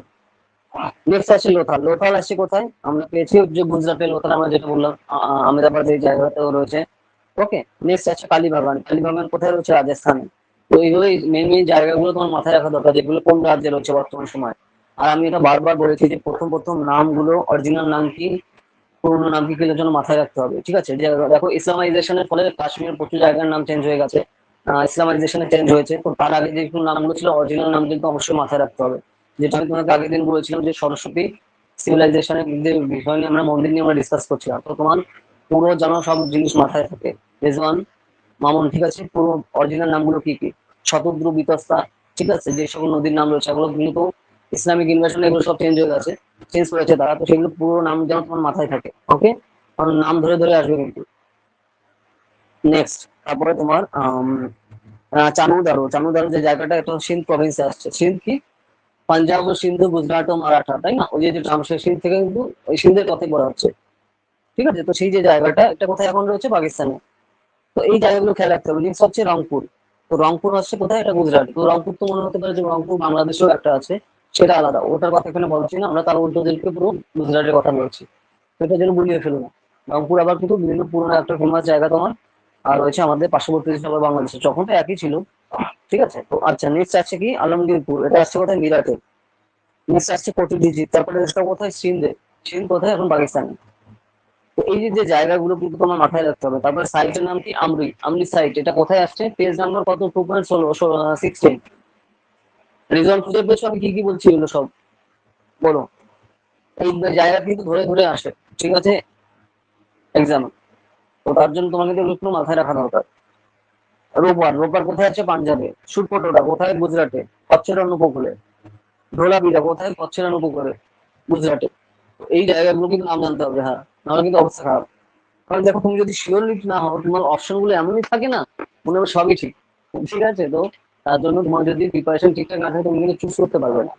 তো আমি যে খালি তাহলে অপশনাল খালি পড়াচ্ছি সেই হিসেবে না, এমন ভাবে আমরা কভার করবো যাতে অপশনাল হয়ে যাচ্ছে, জিএস হয়ে যাচ্ছে, সেই জিনিসগুলো যেন মাথায় থাকবে বা ফিলিংস। ওকে, তো সেই জিনিসটা খেয়াল রাখা দরকার। নেক্সট আসছে তোমার কি? Famous Harappan site. 2.17 page, 2.17 page নাম লিখে রাখো।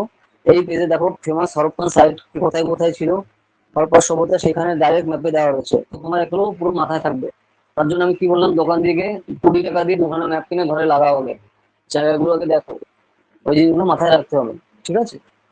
নাহলে কিন্তু সমস্যা, কারণ যখন তুমি কোশ্চেন অ্যান্সার লিখছো নিচে পুরো ম্যাপে কে দেখাতে হবে যে হরপ্পা সভ্যতা করছি, হরপ্পা সভ্যতা কোথায়, ম্যাপে করে ধরে ধরে দেখে দেখে যে হ্যাঁ এই এরিয়া থেকে এই এরিয়া অব্দি হরপ্পা সভ্যতা ছিল। ওকে, তো সেই জিনিসগুলো কিন্তু এখানে শো করতে হবে, ঠিক আছে। নেক্সট আসছে distinguishing features of Harappan and Mesopotamian civilization. তো হরপ্পা সভ্যতা এবং ইজিপ্টীয় মানে মেসোপটেমিয়ান সভ্যতার কি কি সিমিলারিটি রয়েছে, তো সেখানে এখানে লিস্ট দেওয়া রয়েছে। এই লিস্টটা তুমি কিন্তু দেখবে, অবশ্যই কিন্তু খেয়াল রাখা দরকার, ঠিক আছে। কারণ দেখো সিমিলারিটি বা ডিসিমিলারিটি এইভাবে কখনো এক্সামে দেবে না, কিন্তু তাও তোমার কিন্তু কানেকশনটা বোঝা দরকার কি কিভাবে আসছে, কারণ আমরা একই টাইপের সমসাময়িক যে ব্যাপারগুলো কিন্তু রয়েছে, ঠিক আছে। তো সেই ব্যাপারটা তোমার খেয়াল রাখা দরকার। যেখানে তোমার দেখো যে হরপ্পাতে প্রাণ টাউন আমরা দেখি, আর এখানে ইজিপ্টে কিন্তু মানে মিশরে কিন্তু, ইজিপ্ট মানে কি মিশর, এখানে কিন্তু অত প্ল্যান শহর ছিল না, মানে পরিকল্পনা মাফিক শহর ছিল না, ঠিক আছে। তারপর রেক্টেঙ্গুলার হাউস আমরা দেখেছি হরপ্পাতে, আর এখানে হচ্ছে তোমার কোনো প্ল্যানই ছিল না টাউনের, ঠিক আছে। তো সেই জিনিসটা কিন্তু এখানে রয়েছে। আচ্ছা কি বলছে, ওকে ওকে ওকে, আচ্ছা যাই হোক। নেক্সট আসছে কি তোমার দেখো produce their own characteristic pottery. তো এখানে নিজেরাই নিজেদের আমরা সিল বানাতাম, ওই যে সিলের কথা বলছি সেই সিল বানাতাম হরপ্পা সভ্যতা, কিন্তু এখানে ইজিপ্টে মানে মিশরে কিন্তু আমরা কোনো সিল টিল কিছু পাইনি। তারপরে যদি আমরা দেখি স্ক্রিপ্টও কিন্তু হরপ্পা সিভিলাইজেশনে নিজেরা নিজেই বানাচ্ছে, স্ক্রিপ্ট মানে কি লিপি, আর এখানে ইজিপ্টে কোনো ওরকম কোনো লিপি টিপি কিছু নেই, ঠিক আছে। আর যেটা আছে তোমার সেটাকে বলা হয় তোমার হাইড্রোগ্রাফিক্স, ঠিক আছে। তো এই হাইড্রোগ্রাফিক্স নাম হচ্ছে তোমার মিশরের স্ক্রিপ্টের নাম। আচ্ছা এরপর হচ্ছে স্ক্রিপ্ট মুসলিম সিল। তো এই হরপ্পা সভ্যতায় যে স্ক্রিপ্ট আমরা দেখি লিপি সেটা সিলে রয়েছে, সিল, এই যে যেরকম আমরা সিল মানি না সেই সিলের কথা এখানে বলছি, সেম সিলের কথাই আমরা বলছি। নেক্সট আছে ইজিপ্টিয়ানে তোমার যেটা মানে মিশরে বলছে, এটা হচ্ছে তোমার ময়েস্ট ক্লে ট্যাবলেট ব্যবহার করা হতো, মানে ঠিক আছে মাটির তৈরি কাদা দিয়ে এখানে কিন্তু এই ট্যাবলেটটা তৈরি করা হতো, ঠিক আছে। এখানে তোমার হরপ্পা সভ্যতা 1920 থেকে কিন্তু কিছু ছিলই না, আর কিন্তু কনজিউম আপনার 1920 পরে, মানে হরপ্পা সভ্যতা আগে শেষ হয়ে যায়, মেসোপটেমিয়া সভ্যতা আরো বেশি দিন ব্যাপ্তি ছিল, ঠিক আছে। তো এই যে মেইন মেইন জিনিসগুলো তোমার হরপ্পা সভ্যতার সাথে মিশরীয় সভ্যতা কিন্তু তুলনা করা হয়েছে, তো সেই জিনিসটা তোমার এখানে খেয়াল রাখা দরকার। লেটেস্ট ডেভেলপমেন্টে তারপরে দেখো 2.19 পেজে যে ধোলাভিরা অফ গুজরাট। তো এখান থেকে বহুবার প্রিলিমসে কোশ্চেন আসে ইউপিএসসি তে, ধোলাভিরার জায়গাটা কোথায়, তো ধোলাভিরা হচ্ছে তোমার গুজরাটে। ওকে, গুজরাট কিন্তু বিভিন্ন মানে আমাদের এনশিয়েন্ট ভারতের খুবই পাওয়ারফুল স্থান ছিল, মানে ব্যাকগ্রাউন্ডে তুমি যেত, ঠিক আছে। এবার গুজরাটের কথা আমরা এতদিন বার বলছি, গুজরাটের সাইজ কত এটা মাথায় রাখা দরকার, 1,96,000 এর উপরে, মানে 1,96,000 বর্গ কিলোমিটারের বেশি জায়গা নেই। মানে আমাদের ওয়েস্ট বেঙ্গলের ডবল দিয়েও বড় কিন্তু, ঠিক আছে। তো এইভাবে জিনিসগুলো কিন্তু খেয়াল রাখা দরকার, ঠিক আছে, তাহলে কিন্তু সুবিধা হবে। তারপর তুমি যদি গুজরাটে এত গুজরাটি আমরা পড়ছি, তুমি যদি গুজরাটের ম্যাপ আঁকতে না পারো নাম্বার কি করে পাবে, তুমি কিভাবে আশা করো তুমি নাম্বার পাবে, বোঝা যাচ্ছে। তো এই জায়গাগুলো যখনই পড়ছো মুম্বাই পুরো গুজরাটের ম্যাপ থেকে তোমার এখানে শো করতে হবে যে হ্যাঁ এই হচ্ছে ধোলাভিরা, এই হচ্ছে কালীবাগান, এই যে জায়গাগুলো শো করতে হবে, নাম্বার তাহলে আসবে, নাহলে নাম্বার দেওয়ার জন্য একটু বেশি বসে নেই। ওকে, ক্লিয়ার। তো এইভাবে হচ্ছে আমাদের এই চ্যাপ্টার কমপ্লিট হচ্ছে। এখানে দেখো তার সাথে রিলেটেড তুমি কন্টিনিউয়াসলি পেয়ে যাবে কোশ্চেন কোন এখানে প্রিলিমসের। আচ্ছা সেকেন্ড চ্যাপ্টার কি আমরা পড়েছি আজকে পেজ 1 নাকি ফার্স্ট চ্যাপ্টার সবই পড়েছিলাম তাই না, না সেকেন্ড চ্যাপ্টার পড়েছিলাম। আচ্ছা এখানে আমার ভাগ দেওয়া রয়েছে, তার মানে কি যাই হোক ঠিক আছে, আবার তো পড়া হয়ে গেল সেকেন্ড চ্যাপ্টার, মামনের জন্য হয়ে গেল আর কি, যাই হোক। ওকে, ঠিক আছে, মামুন বুঝতে পারলে কি কি জিনিসগুলো এখানে ফলো করতে হবে। এরপরে হচ্ছে এই চ্যাপ্টার থেকে দেখো প্রিভিয়াস ইয়ারে কি কোশ্চেন এসেছে দেখো, এই চ্যাপ্টার লাস্টে কিন্তু তুমি পেয়ে যাবে। পেজ নম্বর দেখো আর 2.22 তে, না স্যার সেকেন্ড, আচ্ছা আচ্ছা আচ্ছা আচ্ছা আগে হয়নি, ওকে ওকে ঠিক আছে। 2.22 পেজ নম্বরে দেখো যে 2015 সালে, 14 সালে, 96 সালে কি কোশ্চেন এসেছে। তো তোমাদের কাজ কি হবে, ধরে ধরে এই কোশ্চেন গুলো লেখা, কোশ্চেন দেওয়া হয়েছে আর পেছনে ভূতের উত্তর হয়ে গেছে, তুমি দেখিয়ে লেখো, আমার কোনো সমস্যা নেই। প্রথমে যেহেতু প্র্যাকটিস করছো দেখেই লেখো, বই থেকে দেখে টুকে লেখো, আমার কোনো সমস্যা নেই, কিন্তু লেখো। মামুন কি বললাম বুঝতে পারছো? তো তার জন্য ওই যে যেটা বললাম, তুমি আজকেই যাবে বাজারে, আজকেই বই নিয়ে আসো সব, ঠিক আছে। আর কিন্তু লেট করার কিন্তু সময় নেই, ঠিক আছে, আর কিন্তু লেট করো না, যত লেট করবে তত তুমি কিন্তু সমস্যা, ঠিক আছে। তো আজকেই যাও, আমাদের ক্লাসের পরে তুমি চলে যাও বাজারে গিয়ে, কলেজে গিয়ে নিয়ে আসো। আর আমি তো লিস্ট অলরেডি বলে দিয়েছি, ও দোকানে গিয়ে ওদের বললে ওটা দেখিয়ে দিলেও বুঝে যাবে, ঠিক আছে। তারপর নিয়ে এসে শুরু করে দাও, কালকে কিন্তু আমাদের ইএস ক্লাস রয়েছে। ওকে, তার আগে তুমি যা যা আমরা করেছি আজকে কিনে এনে তুমি বাড়িতে বসে থাকলে আজকে রাত রিভিশন দাও, আজকে সারাদিন রিভিশন দাও, তারপরে তো তুমি সন্ধ্যায় যখন ক্লাসে অ্যাটেন্ড করবে তুমি সব কিন্তু বুঝে যাবে। ক্লিয়ার মামুন, কি বললাম? আচ্ছা রিজওয়ান, তো এইভাবে কিন্তু প্রিভিয়াস ইয়ারের কোশ্চেন গুলো করো, ওকে, করে আমাকে দেখাবে নেক্সট উইকের আগে। আর তার সাথে সাথে যে প্রিভিয়াস ইয়ার যেগুলো এমসিকিউ কোশ্চেন রয়েছে দেখেছো 2.23 তে, এই এমসিকিউ গুলো করবে, কোশ্চেন লিখবে আর তোর অ্যান্সার করবে, প্র্যাকটিস না করলে কোনোভাবে হবে না। যেটা আমি বলছি দেখো, কনফিডেন্স খুব ভালো জিনিস, ওভার কনফিডেন্স ততটাই ডেঞ্জারাস, ঠিক আছে? তুমি যদি বলো তো ছোটবেলায় আমি পড়েছি তো সব জানি, তাহলে হয়ে গেছে, আর কিছু করার নেই, ঠিক আছে? ওই স্কুলের জানা আর কলেজের জানা, সিএসসির এক্সাম আলাদা ব্যাপার, ঠিক আছে? প্র্যাকটিস কিন্তু করতে হবে ধরে ধরে, কারণ খুবই কনসেপচুয়াল এবং ডেপথে কোশ্চেন আসবে অপশনাল। কারণ অপশনাল কোশ্চেন যেহেতু থাকে পোস্ট গ্রাজুয়েশন আর গ্রাজুয়েশন মিডিল স্টেট টাইমে, ঠিক আছে? জেনারেলি পোস্ট গ্রাজুয়েশন লেভেলেরই কোশ্চেন হয় অপশনালে, তো তার জন্য জিনিসটা যেন খেয়াল থাকে। নেক্সট চ্যাপ্টার নাম্বার 3 দেখি এবার। চ্যাপ্টার নাম্বার 3 হচ্ছে বৈদিক সভ্যতা, ঋগ বৈদিক এবং ল্যাটার বৈদিক। ঋগ বৈদিক সভ্যতা কি হচ্ছে আমরা এভাবে এগোবো, ওকে? এটা চ্যাপ্টার নাম্বার 3।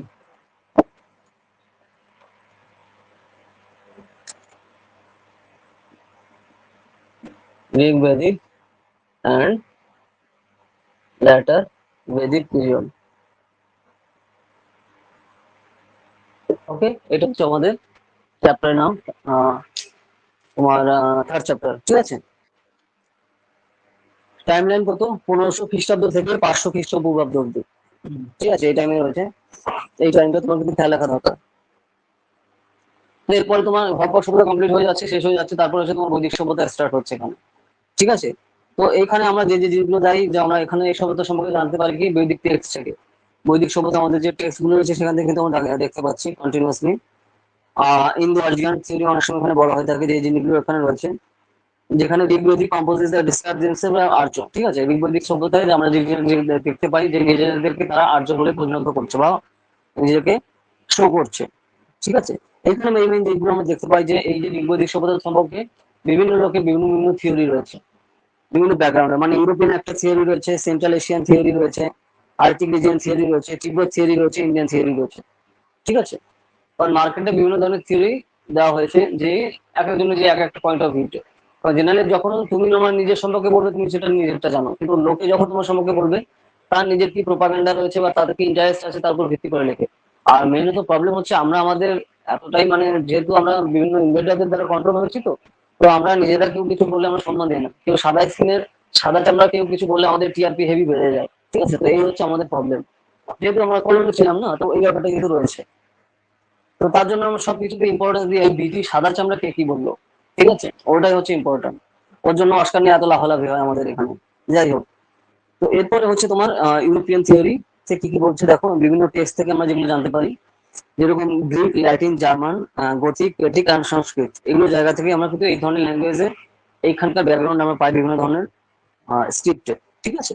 এছাড়া তোমার টার্কি সহ বিভিন্ন জায়গায় স্ক্রিপ্টে, মেসোপটেমিয়া, মাথুস আর এই সমস্ত ধরো যে সকল থিওরি রয়েছে এগুলো সবই ইউরোপিয়ান থিওরি, ঠিক আছে?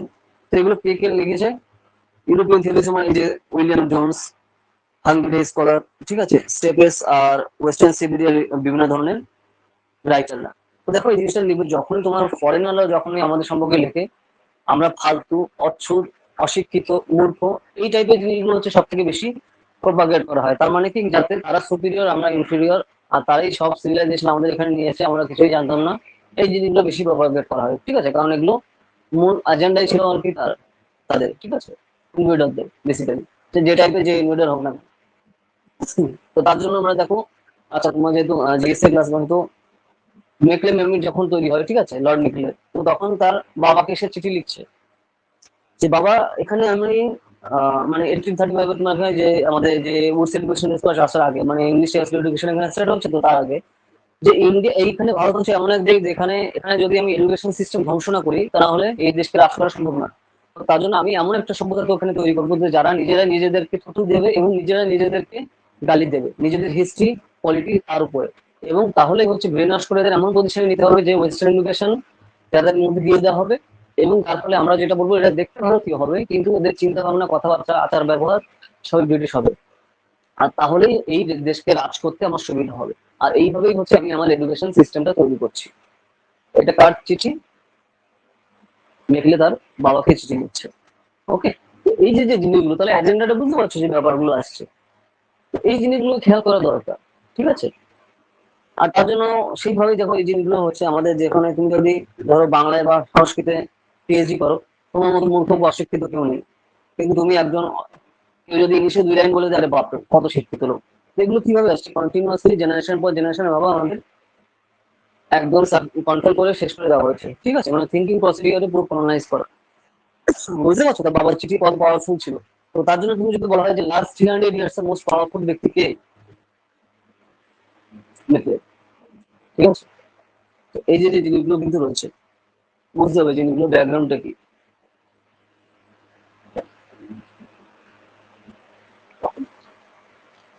বোঝা গেল মামুন কি বললাম আমি? কাউকে কন্ট্রোল সব থেকে বেশি তখনই করা যায় যে যখন সে বুঝতেই পারবে না যে আমাকে কন্ট্রোল করা হচ্ছে। তো এই হচ্ছে ব্যাপার যেটা আমাদের এখনো করা হয়ে থাকে। ওকে, ওই জন্য সাধারণত আমরা কেউ কিছু বললে আমরা আরে বাপরে লাফালাফি করে পাগল হয়ে যাই। ওকে, নেক্সট আসছে আহ, এই যে ইউরোপিয়ান থিওরি গেল, তারপরে সেন্ট্রাল এশিয়ান থিওরি। তো এখানে ইন্ডিয়ান থিওরি কি বলছে সেই জিনিসটা তোমার এখানে দেখা দরকার। আচ্ছা, বোঝা যাচ্ছে মামুন রিজন কি বললাম? মামুন ক্লিয়ার শোনা যাচ্ছে তো পুরো ঠিকঠাক? যা যা বলছি তোমার যেহেতু বললে তুমি লিখে রাখো শর্টে, ঠিক আছে? হ্যাঁ হ্যাঁ, বুঝতে পারছি। আচ্ছা, মানে টাইপও ভুল করেছো। ওকে, আচ্ছা ঠিক আছে। তো এই জিনিসগুলো খেয়াল রাখা দরকার। তোমার দেখো ইন্ডিয়ান থিওরিতে কি কি আসছে, যেমন আমাদের এখানে সংস্কৃত ল্যাঙ্গুয়েজ তত্ত্ব সব তখন বেশি ব্যবহার করা হচ্ছে, এবং largest number of original Indo European vocabs কিন্তু তখন ছিল, ঠিক আছে। তো এগুলো আমরা ঋগ্বেদিক পিরিয়ড থেকে, ঋগ্বেদিক যে সকল টেক্সট আছে সেগুলো কিন্তু থেকে আমরা বহু ধরনের জিনিস কিন্তু আমরা সে সময় জানতে পারছি, ঠিক আছে। যে geographical data found in the Rigveda fit with the geography of Punjab আর নেইবারিং রিজিয়নস, পাঞ্জাব এবং নেইবারিং আশেপাশের এলাকা থেকে কিন্তু এই সম্পর্কের কথা বলা হচ্ছে, ঠিক আছে। এখানে তোমার দেখো ঋগ্বেদে mention the name of the rivers of the region. তো এই সময় কি কি এই জায়গায় নদী ছিল সেটা সম্পর্কে কিন্তু ডিটেলসে ডিসকাস করা হচ্ছে, এবং হিমালয় রিজিয়ন সম্পর্কে, এবং হিমালয়ের পার্বত্য অঞ্চলে কি কি ধরনের জীবজন্তু পশু পাখি ছিল, তো সেই সম্পর্কে ডিটেলস এখানে কিন্তু ডিসকাশন করা রয়েছে, ঠিক আছে। তো এই জিনিসগুলো খেয়াল রাখতে হবে। তারপর দেখো সপ্ত সিন্ধু কি, তোর সময় জিনিসগুলো খেয়াল রাখা দরকার, ঠিক আছে। যেরকম দেখো আমাদের এই যে যেটা আমি একটু আগে বললাম যে ইসলামিক ইনভেশনের ফলে কিন্তু এই যে জায়গাগুলো, ইসলামাইজেশনের ফলে নাম্বারগুলো জায়গাগুলো নাম্বার পুরো চেঞ্জ করে দিয়েছে, ঠিক আছে। কন্টিনিউয়াসলি কাশ্মীর সব কিছু চেঞ্জ করে ইসলামাইজেশনের ফলে। কন্টিনিউয়াসলি এখানে তোমার কি লেখা দরকার যে এই যে পুরো পুরো নতুন পুরোনো নদীগুলোর নাম কি, এক্সামের জন্য খুব ইম্পর্টেন্ট। যেরকম দেখো বিতস্তা, ঠিক আছে, যে অরিজিনাল সংস্কৃত নাম, যেটা ইসলামাইজেশনে চেঞ্জ হয়েছে, কি নাম, জেলার নাম করেছে। তো তোমার নাম খেয়াল রাখবে, যেটা আমি আগের দিনও বলেছিলাম, যেমন খেয়াল আছে নিয়মের নামগুলো কিন্তু মাথায় রাখতে হবে, যে পুরোনো নাম কি। যেরকম আকিনি, আশকিনি, ঠিক আছে, যার নাম কি এখন চেঞ্জ হয়েছে, চীনা নাম করেছে এখন। তার আগে কি ছিল, পুরুষনি, ঠিক আছে, এটা নাম চেঞ্জ কি হয়েছে রবি। নেক্সট হচ্ছে তোমার শতদ্রু, এই নাম চেঞ্জ করে কি হয়েছে তোমার সতলেজ। তারপর সরস্বতী রিভার, ঠিক আছে, যেটা তোমার গঙ্গার হাতনা, ঠিক আছে। এই যে রিভার সপ্ত সিন্ধু রিভার, এই রিভারের নামগুলো অবস্থান কিন্তু তোমার মাথায় রাখতে হবে। সপ্ত সিন্ধু রিভার বলা হয়ে থাকে, ঠিক আছে, যেটা আমি বললাম যে ইসলামাইজেশনে এটা কিন্তু নাম এরা চেঞ্জ করেছে। তো কন্টিনিউয়াস আমার কিন্তু খেয়াল রাখতে হবে এটা। তোমার mention of the river Yamuna twice, এবং গঙ্গা কিন্তু একবার। তোমার যমুনা নদী এবং গঙ্গা নদীর কথা কিন্তু সেই জায়গায় পুরো উল্লেখ আছে, ঠিক আছে। তো এই জায়গাগুলো এবং কোন কোন জায়গা থেকে নদীর উৎপত্তি, কোন কোন রাজ্যের মধ্যে দিয়ে গেছে, কন্টিনিউয়াস তোমার কিন্তু খেয়াল রাখতে হবে। ওকে, ম্যাপ সহ ওখানে দিয়ে দিয়েছে, বেদিক এজ ম্যাপ পেয়েছো, দিস ওয়ান, বেদিক এজ ম্যাপে 3.3 পেজে এদের যে যতগুলো আমি নদীর কথা বললাম, ঠিক আছে, শতদ্রু, বিতস্তা, সরস্বতী, যে সপ্ত সিন্ধু নদী, ঠিক আছে, কারণ এগুলো পরপর আলটিমেটলি গিয়ে তোমার সিন্ধু নদীর ওখানে কিন্তু মিলিত হচ্ছে। তারপর আস্তে আস্তে এখানে নিচের দিকে নেমে যাচ্ছে তোমার পরবর্তীতে, তোমার লাস্টে গিয়ে তোমার এখানে ইন্ডিয়ান ওশান থেকে পরবর্তী মিলিত হচ্ছে। তো এইভাবে সেই সপ্ত সিন্ধু রিভার অবস্থান তোমার কিন্তু খেয়াল রাখা দরকার। ইজ নট ক্লিয়ার জিনিসটা? মামা বুঝতে পেরেছো সপ্ত সিন্ধু? নেক্সট হচ্ছে তোমার ঋগ্বেদিক কালচার বলছে। মামা বলো কিছু, তাহলে আমি বুঝতে পারবো যে ঠিকঠাক ধরতে পারছো কিনা। রিজওয়ান, ঠিক আছে, এগুলো কিন্তু ধরে ধরে মাথায় রাখতে হবে, কারণ দেখো এখানে কিন্তু বানানোর কোনো সিন নেই। হ্যাঁ, ওকে। নেক্সট আসছে কি ঋগ্বেদিক কালচার। ঋগ্বেদিক কালচার মানে ঋগ্বেদিক সভ্যতার কথা আমরা এখানে বলছি। হ্যাঁ, ওকে। নেক্সট আসছে ঋগ্বেদিক কালচারে আসছে কবে, 1500 থেকে 1000 বিসি, মানে খ্রিস্টপূর্ব 1500 সাল থেকে 1000 খ্রিস্টপূর্বাব্দের কথা এখানে পরপর বলা হচ্ছে, ঠিক আছে। তো যেখানে আমরা কি কি দেখতে পাই, দেখো দেখো আর্লি বেদিক লিটারেচার, এখানে তোমার ঋগ্বেদ এবং সংহিতা লেখা হচ্ছে, ঋগ্বেদ সংহিতা, ঠিক আছে। সামনে যেরকম গানের কথা বলা হচ্ছে, যে এখন দেখো আমরা যে ধরনের গান দেখি বা যা কিছু দেখি, তার ব্যাকগ্রাউন্ড আসতে করতে হয়, যত ধরনের যা গান আছে সব ব্যাকগ্রাউন্ড আছে সামনের থেকে, ঠিক আছে, স্টার্টিং তোমাদের মধ্যে ঋক সাম যজু অথর্ব, এটা আমাদের যে চতুর্বেদ রয়েছে। তো এটা আমি কিন্তু লেখার কথা তোমার বলা হচ্ছে 1500 বিসিতে, মানে এখন থেকে 3500 বছর আগে হচ্ছে লেখা। তো তোমার এখানে ইয়ার ওয়াইজ তোমার খেয়াল রাখা দরকার জিনিসগুলো, কবে কি কি লেখা হচ্ছে। ঠিক আছে, তো ঋগ্বেদ কবে লেখা হচ্ছে তোমার 3500 বছর আগে, কোন ল্যাঙ্গুয়েজে, সংস্কৃতে। ওকে, তো এইভাবে জিনিসগুলো কিন্তু খেয়াল রাখা দরকার তোমার। লেটার বেদিক পিরিয়ড তোমার আসছে, লেটার বেদিক লিটারেচারে আসছে তোমার, মানে পরবর্তী বৈদিক যুগের লিটারেচার যদি আমরা দেখি, সেখানে ঋগ্বেদের সংহিতার কথা বলা হচ্ছে, সেখানে সামবেদ যজুর্বেদের কথা আসছে। তো বেদ যে সব একই টাইমে লেখা হয়েছে তা না, বেদ কিন্তু বিভিন্ন টাইমে বিভিন্ন টাইপের বেদ গুলো আসছে। ঠিক আছে, এই যে ঋক সাম যজু অথর্ব, সামবেদ যজুর্বেদ অথর্ববেদ এগুলো পরে আসছে। ঠিক আছে, তারপরে আসছে অ্যান্ডা, ব্রাহ্মণ, আরণ্য, উপনিষদ। ঠিক আছে, আর এই চারটে বেদের সাথে আবার ব্রাহ্মণ, আরণ্যক, উপনিষদ এগুলো হচ্ছে প্রপার আলাদা করে ইনক্লুডেড করা। ঠিক আছে, তো এই জিনিসগুলো কিন্তু খেয়াল রাখা দরকার যে কোন টাইমে কোনটা আসে, কার সাথে কোনটা রিলেটেড, অবশ্যই কিন্তু মাথায় রাখতে হবে। নেক্সট যে তোমার বৈদিক লিটারেচারের কথা বলা হচ্ছে, মানে বৈদিক যে সকল সাহিত্য। আর এখানে বেদ হচ্ছে তোমার হচ্ছে জ্ঞান। ঠিক আছে, জ্ঞানের আধার, জ্ঞানের বা নলেজের কিন্তু বলা হচ্ছে কথা। টোটাল 4 বেদ রয়েছে, চারটে ঋক সাম যজু অথর্ব। তার মধ্যে তোমার চারটে পার্টের কথা বলা হচ্ছে, একটা কি সংহিতা, ব্রাহ্মণ, উপনিষদ, আরণ্য। ঠিক আছে, এই 4 ভাগে বিভক্ত করা যায়। তো নামগুলো যেন মাথায় থাকে মামুন, রেজওয়ান, নামটা তোমার মাথায় রাখতে হবে। আর ঋক সাম যজু অথর্ব, ঠিক আছে, টোটাল হচ্ছে তোমার 4 বেদ আমাদের। ওকে, তো এই কোন কোন বেদের কি কি ব্যাপ্তি, কি কি বৈশিষ্ট্য, কি কি টার্মস এন্ড কন্ডিশন ফলো করা হয়, পুরো বৈশিষ্ট্য যেন মাথায় থাকে। ঠিক আছে, খুবই ইম্পর্টেন্ট এই জিনিসগুলো। ওকে, যেরকম ঋগ্বেদের বৈশিষ্ট্যগুলো কি কি, 1028টা তোমার এখানে হাইমেন রয়েছে। ঠিক আছে, তোমার 10টা মন্ডল রয়েছে এখানে। মন্ডল বলতে বুকের কথা বলা হয়, মন্ডল মানে কি, বই। ওকে, নেক্সট আসছে তোমার এখানে আর্লিয়েস্ট কম্পোজিশন দেখা, যেটা দেখা হচ্ছে, যেটা আমরা দেখতে পাচ্ছি, এবং UNESCO literature signify world human হেরিটেজে উপরে সবার ওয়ার্ল্ড হিউম্যান হেরিটেজ যেটা রয়েছে, তো সেখানে সর্বপ্রথম স্থান বা র্যাঙ্ক রয়েছে ঋগ্বেদ। ঠিক আছে, মানে মনুষ্য জাতির সৃষ্টি সব থেকে পাওয়ারফুল এবং সব থেকে ইম্পর্ট্যান্ট তোমার সাহিত্য লিপি কি, ঋগ্বেদ।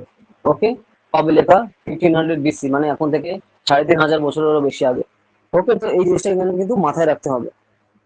ঠিক আছে, কি কি বললাম, তারপরে কি কি মন্ডলে কি কি ভাবে বিভক্ত রয়েছে, তো তোমার কিন্তু সেই হিসাবে এখানে খেয়াল রাখতে হবে, মানে ক্যারেক্টারিস্টিক্স গুলো কি কি। ওকে,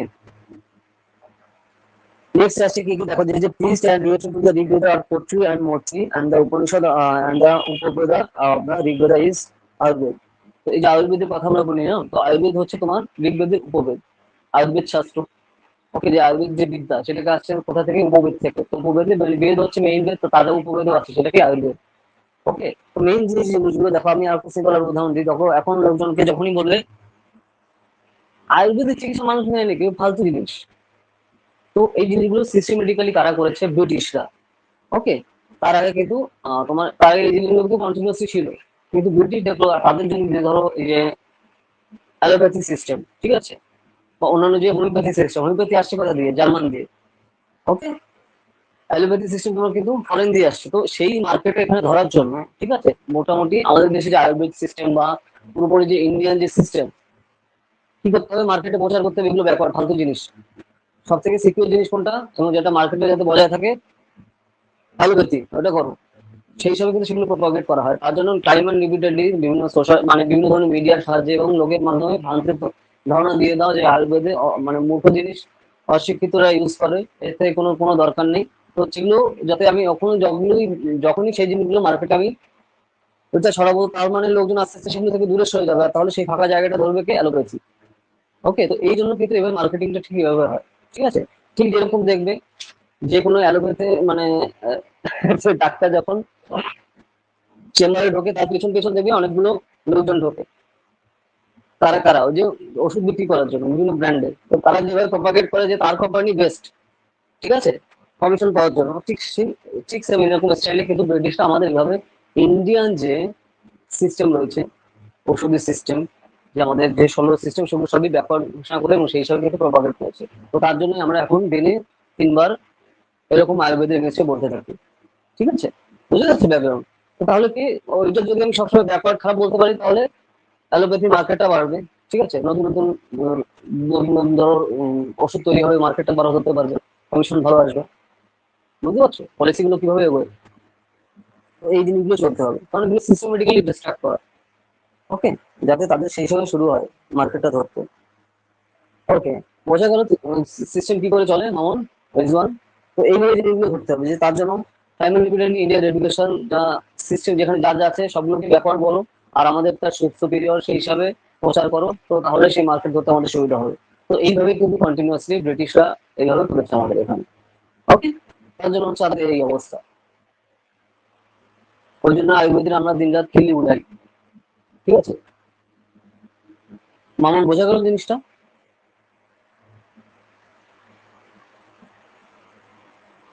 আর এর জন্য লোকজন মানে এখন যেন আয়ুর্বেদিক পড়া মানে একটা একটা খুব লজ্জাজনক ব্যাপার। ঠিক আছে, মেডিকেলে চান্স হলো না, হলো না, এই আয়ুর্বেদিক পেয়েছি, এবার ছেড়ে দিলাম, কি করছি আমি, না আবার দেবো, মানে এত হীনমন্যতা আমাদের এখানে। ঠিক আছে, মানে সেটা কন্টিনিউয়াসলি জেনারেশনের পর জেনারেশন এগুলো ঢোকানো মাথায়। ঠিক আছে, তো তার জন্য হচ্ছে এই অবস্থা। নিট এক্সাম দিলাম, আমার নাম্বার খুব র্যাঙ্ক খুব পরে এসছে, কি করবো, আর ওই আইবিএ হয়েছিল আমি দিইনি, আবার দেবো সামনের বার। বুঝতে পারছো? তো এই হচ্ছে অবস্থা, তো দেশের উন্নতি হবে কি করে? ওকে, তো এই হলো ব্যাপার। নেক্সট আসছে কি সামবেদ।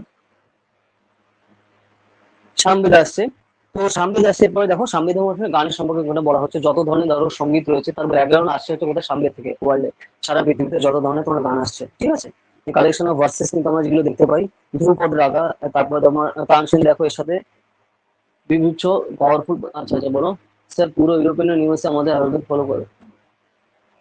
হ্যাঁ করবে তো, আমি ভালো খাবো, কিন্তু তুমি যাতে ফালতু জিনিস খাও সেটা আমি খেয়াল করে নেবো, কারণ আমার তো সেই ভালো জিনিসটা নিতে হবে, তখন সাপ্লাই করতে হবে, পকেটটা পয়সাটা তো আমি তোমার পকেট দিয়ে নেবো, ভালো জিনিসটা আমি খাবো। ঠিক আছে, তো সেই জিনিসগুলো রয়েছে। বেদিক ভিলেজ তৈরি হয় ইউএসএ তে, আর আমরা দিনে 3-4 বার যা খুশি উল্টো পাল্টা খেলে উড়াই আমাদের দেশের জিনিস নিয়ে, এগুলো হবে না। তো এই হচ্ছে প্রবলেম। আর আরো প্রবলেম হচ্ছে এখন ছেলেমেয়েরা সব টিক দিয়ে এক্সাম হয়, তো ওই তাও হয়ও না, এখন তো সব বাড়িতে বসে এক্সাম দিয়ে দেয়, 95 পায়। তারপরে তাদের বাবা মা যে কিভাবে চিল্লাই, তো নিউজে নিশ্চয়ই দেখেছো, যে আমি একটু তাই পিঠ ঘুরাতে দিল না, এত কড়া গার্ড দিচ্ছে ম্যাডাম। ঠিক আছে, বোর্ডের এক্সামে হচ্ছে এই অবস্থা, মানে তারা কি বলবো, তাই ফিউচার আর কি হয়েছে এদের, এই হচ্ছে অবস্থা। আচ্ছা, তারপর যজুর্বেদ আসছে, তো যজুর্বেদে আসছে কিন্তু তোমার দেখো, Yajurveda rules with the procedure of the performance of sacrifices, বিভিন্ন ধরনের স্যাক্রিফাইস সম্পর্কে এখানে বলা হচ্ছে। আচ্ছা, সামবেদের কথা বললাম, যেটা তোমার আহ গান্ধর্ব বেদ আছে এর মধ্যে, তারপরে কাকুমা বেদ আছে এবং ব্রাহ্মণ বেদ আছে যেরকম, তারপর রামায়ণ ইয়া আসছে, এগুলো সবই সামবেদের আন্ডারে আসছে। মানে যেটা আমি বললাম সংক্ষেপে, যত ধরনের তোমার সঙ্গীত আছে সারা পৃথিবীতে, সব ব্যাকগ্রাউন্ড সব আসছে হচ্ছে এখান থেকে। ঠিক আছে, সামনে থেকে উৎপত্তি হচ্ছে সারা পৃথিবী। ওকে, নেক্সট আসছে যজুর্বেদ। তো যজুর্বেদে আসছে কি, deals with the procedure of the performance of the sacrifice. Sacrifice মানে নিজেকে স্যাক্রিফাইস করে দেওয়া, উৎসর্গ করে দেওয়া। তো সব ধরনের স্যাক্রিফাইস রিলেটেড জিনিস আমরা পাচ্ছি যজুর্বেদে। ঠিক আছে, তো যজুর্বেদে তাছাড়া আমরা কি পাচ্ছি, শুক্লা যজুর্বেদ, আর হচ্ছে তোমার হোয়াইট যজুর্বেদ। ঠিক আছে, যেখানে তোমার শুধুমাত্র মন্ত্র সম্পর্কে বলা হয়েছে, বিভিন্ন ধরনের মন্ত্র সম্পর্কে রয়েছে যজুর্বেদে। ওকে, যত ধরনের আমরা মন্ত্র জেনারেলি ইউজ করে থাকি। ওকে, নেক্সট আসছে কি তোমার কৃষ্ণ যজুর্বেদ। কৃষ্ণ যজুর্বেদে contents of both mantras and prose, যেখানে তোমার বিভিন্ন ধরনের মন্ত্র এবং বিভিন্ন ধরনের কাহিনীর মাধ্যমে সেই জিনিসগুলো নিয়ে ডিটেলসে ডিসকাস করা। ঠিক আছে, তো দেখো তুমি যখন মনে হতে পারে যে আমাদের যেখানে যে যখনই আমাদের জন্য হিস্ট্রি কথা বলা হয় তখন সেটা বলা হয় কি কল্পকাহিনী টার্ম দেওয়া হয়। ঠিক আছে, তার মানে কি, আর যখনই তুমি ইউরোপিয়ান বা অন্যান্য কোনো হিস্ট্রি পড়া হয় যে ওটা রিয়েল হিস্ট্রি, আর আমাদের হিস্ট্রিকে কাহিনী টার্ম দেওয়া হয়, তার মানে কি ওটা বানানো গল্প। ঠিক আছে, তাহলে এই জিনিসটা যখনই এই টার্মটা দেওয়া যাবে, তো তাহলে তাদেরটা সুপিরিয়র আমাদেরটা ইনফেরিয়র, এইভাবে প্রপাগেট করা যাবে। তো এইভাবেই হচ্ছে, এইভাবে হিস্ট্রিটা আমাদের লেখা হয়েছে কন্টিনিউয়াসলি, মানে ব্রিটিশদের টাইমে। ওকে, তার মানে কি আমাদের হিস্ট্রি হচ্ছে কল্প কাহিনী, আর তাদেরটা সুপিরিয়র, তাদেরটাই শেষ। আর সেই জিনিসগুলো আমরা এখনো প্রচুর লোক আছে সেটাই মানে, এবং তার জন্য তুমি দেখবে যখনই কোনো আহ এসের কথা বলা হচ্ছে, যে পুরাণের কথা বলা হচ্ছে, তখন হলে ওসব কল্প কাহিনী ফালতু জিনিস বানোয়াট। তো এই জিনিসগুলো কি কি, যারা এগুলো বলছে তারা কন্টিনিউয়াসলি তাদের ভাবে বিনাশ করা হয়েছে। তার মানে কি ইউরোপিয়ানদের এমন ভাবে এগুলো কনভার্ট করে লেখা, মানে ট্রান্সলেট করে লেখা, বেসিক্যালি ইউরোপিয়ানের সবাই প্রপাগেট করেছে, মানে তোমার হিস্ট্রি হচ্ছে কাহিনী, কল্প কাহিনী, বানানো গল্প, কিন্তু আমাদেরটা সুপিরিয়র, আমাদেরটা ঠিক। ঠিক আছে, তো এইভাবে যখন জেনারেশন উপর জেনারেশন যেগুলো পাবলিশ করা হচ্ছে, তো তার ফলে এরকম প্রচুর পাবলিক পাবে, তারা বলে যে ওগুলো তো বানানো গল্প। কিন্তু দেখো জিনিসটা বুঝতে হবে যে পুরাণে যে জিনিসগুলো রয়েছে এগুলো হচ্ছে সিম্পল শব্দের ভান্ডারে, সিম্পল আকারে তুমি যদি বিজ্ঞানের পড়ো তাহলে বুঝতে পারবে। যদি তোমার আলোচনা করেছো কিনা তা তো আমি জানি না, কিন্তু যখন তুমি পুরাণ পড়বে বুঝতে পারবে খুব হাই ডেপথের নলেজ যে জিনিসগুলো থাকে সিম্পলিস্টিক ওয়ে, তো সিম্পলিস্টিক হয়েছে যাতে সহজ সরল ভাবে জিনিসটা মানুষ বুঝতে পারে, তার জন্যই গল্পের আকারে জিনিসগুলোকে বোঝানো হতো, কিন্তু তার ভিতরে কিন্তু ডেপথ নলেজ রয়েছে, ঠিক আছে, যাতে একদম সিম্পল যে জীবনে কোনোদিন পড়াশোনা করেনি সেও যাতে সহজে বুঝতে পারে, তার জন্য ওইভাবে জিনিসটা প্রেজেন্ট করা হতো। ওকে, তো তার জন্যই গল্পের আকারে জিনিসগুলোকে বলা হতো, তার ব্যাকগ্রাউন্ডটা বুঝতে হবে। কিন্তু ব্রিটিশরা কিভাবে সেটা প্রপাগেট করলো, যে সব ফালতু কল্পকাহিনী বানানো গল্প, যা হিস্ট্রি সব সত্যি সব চামড়া।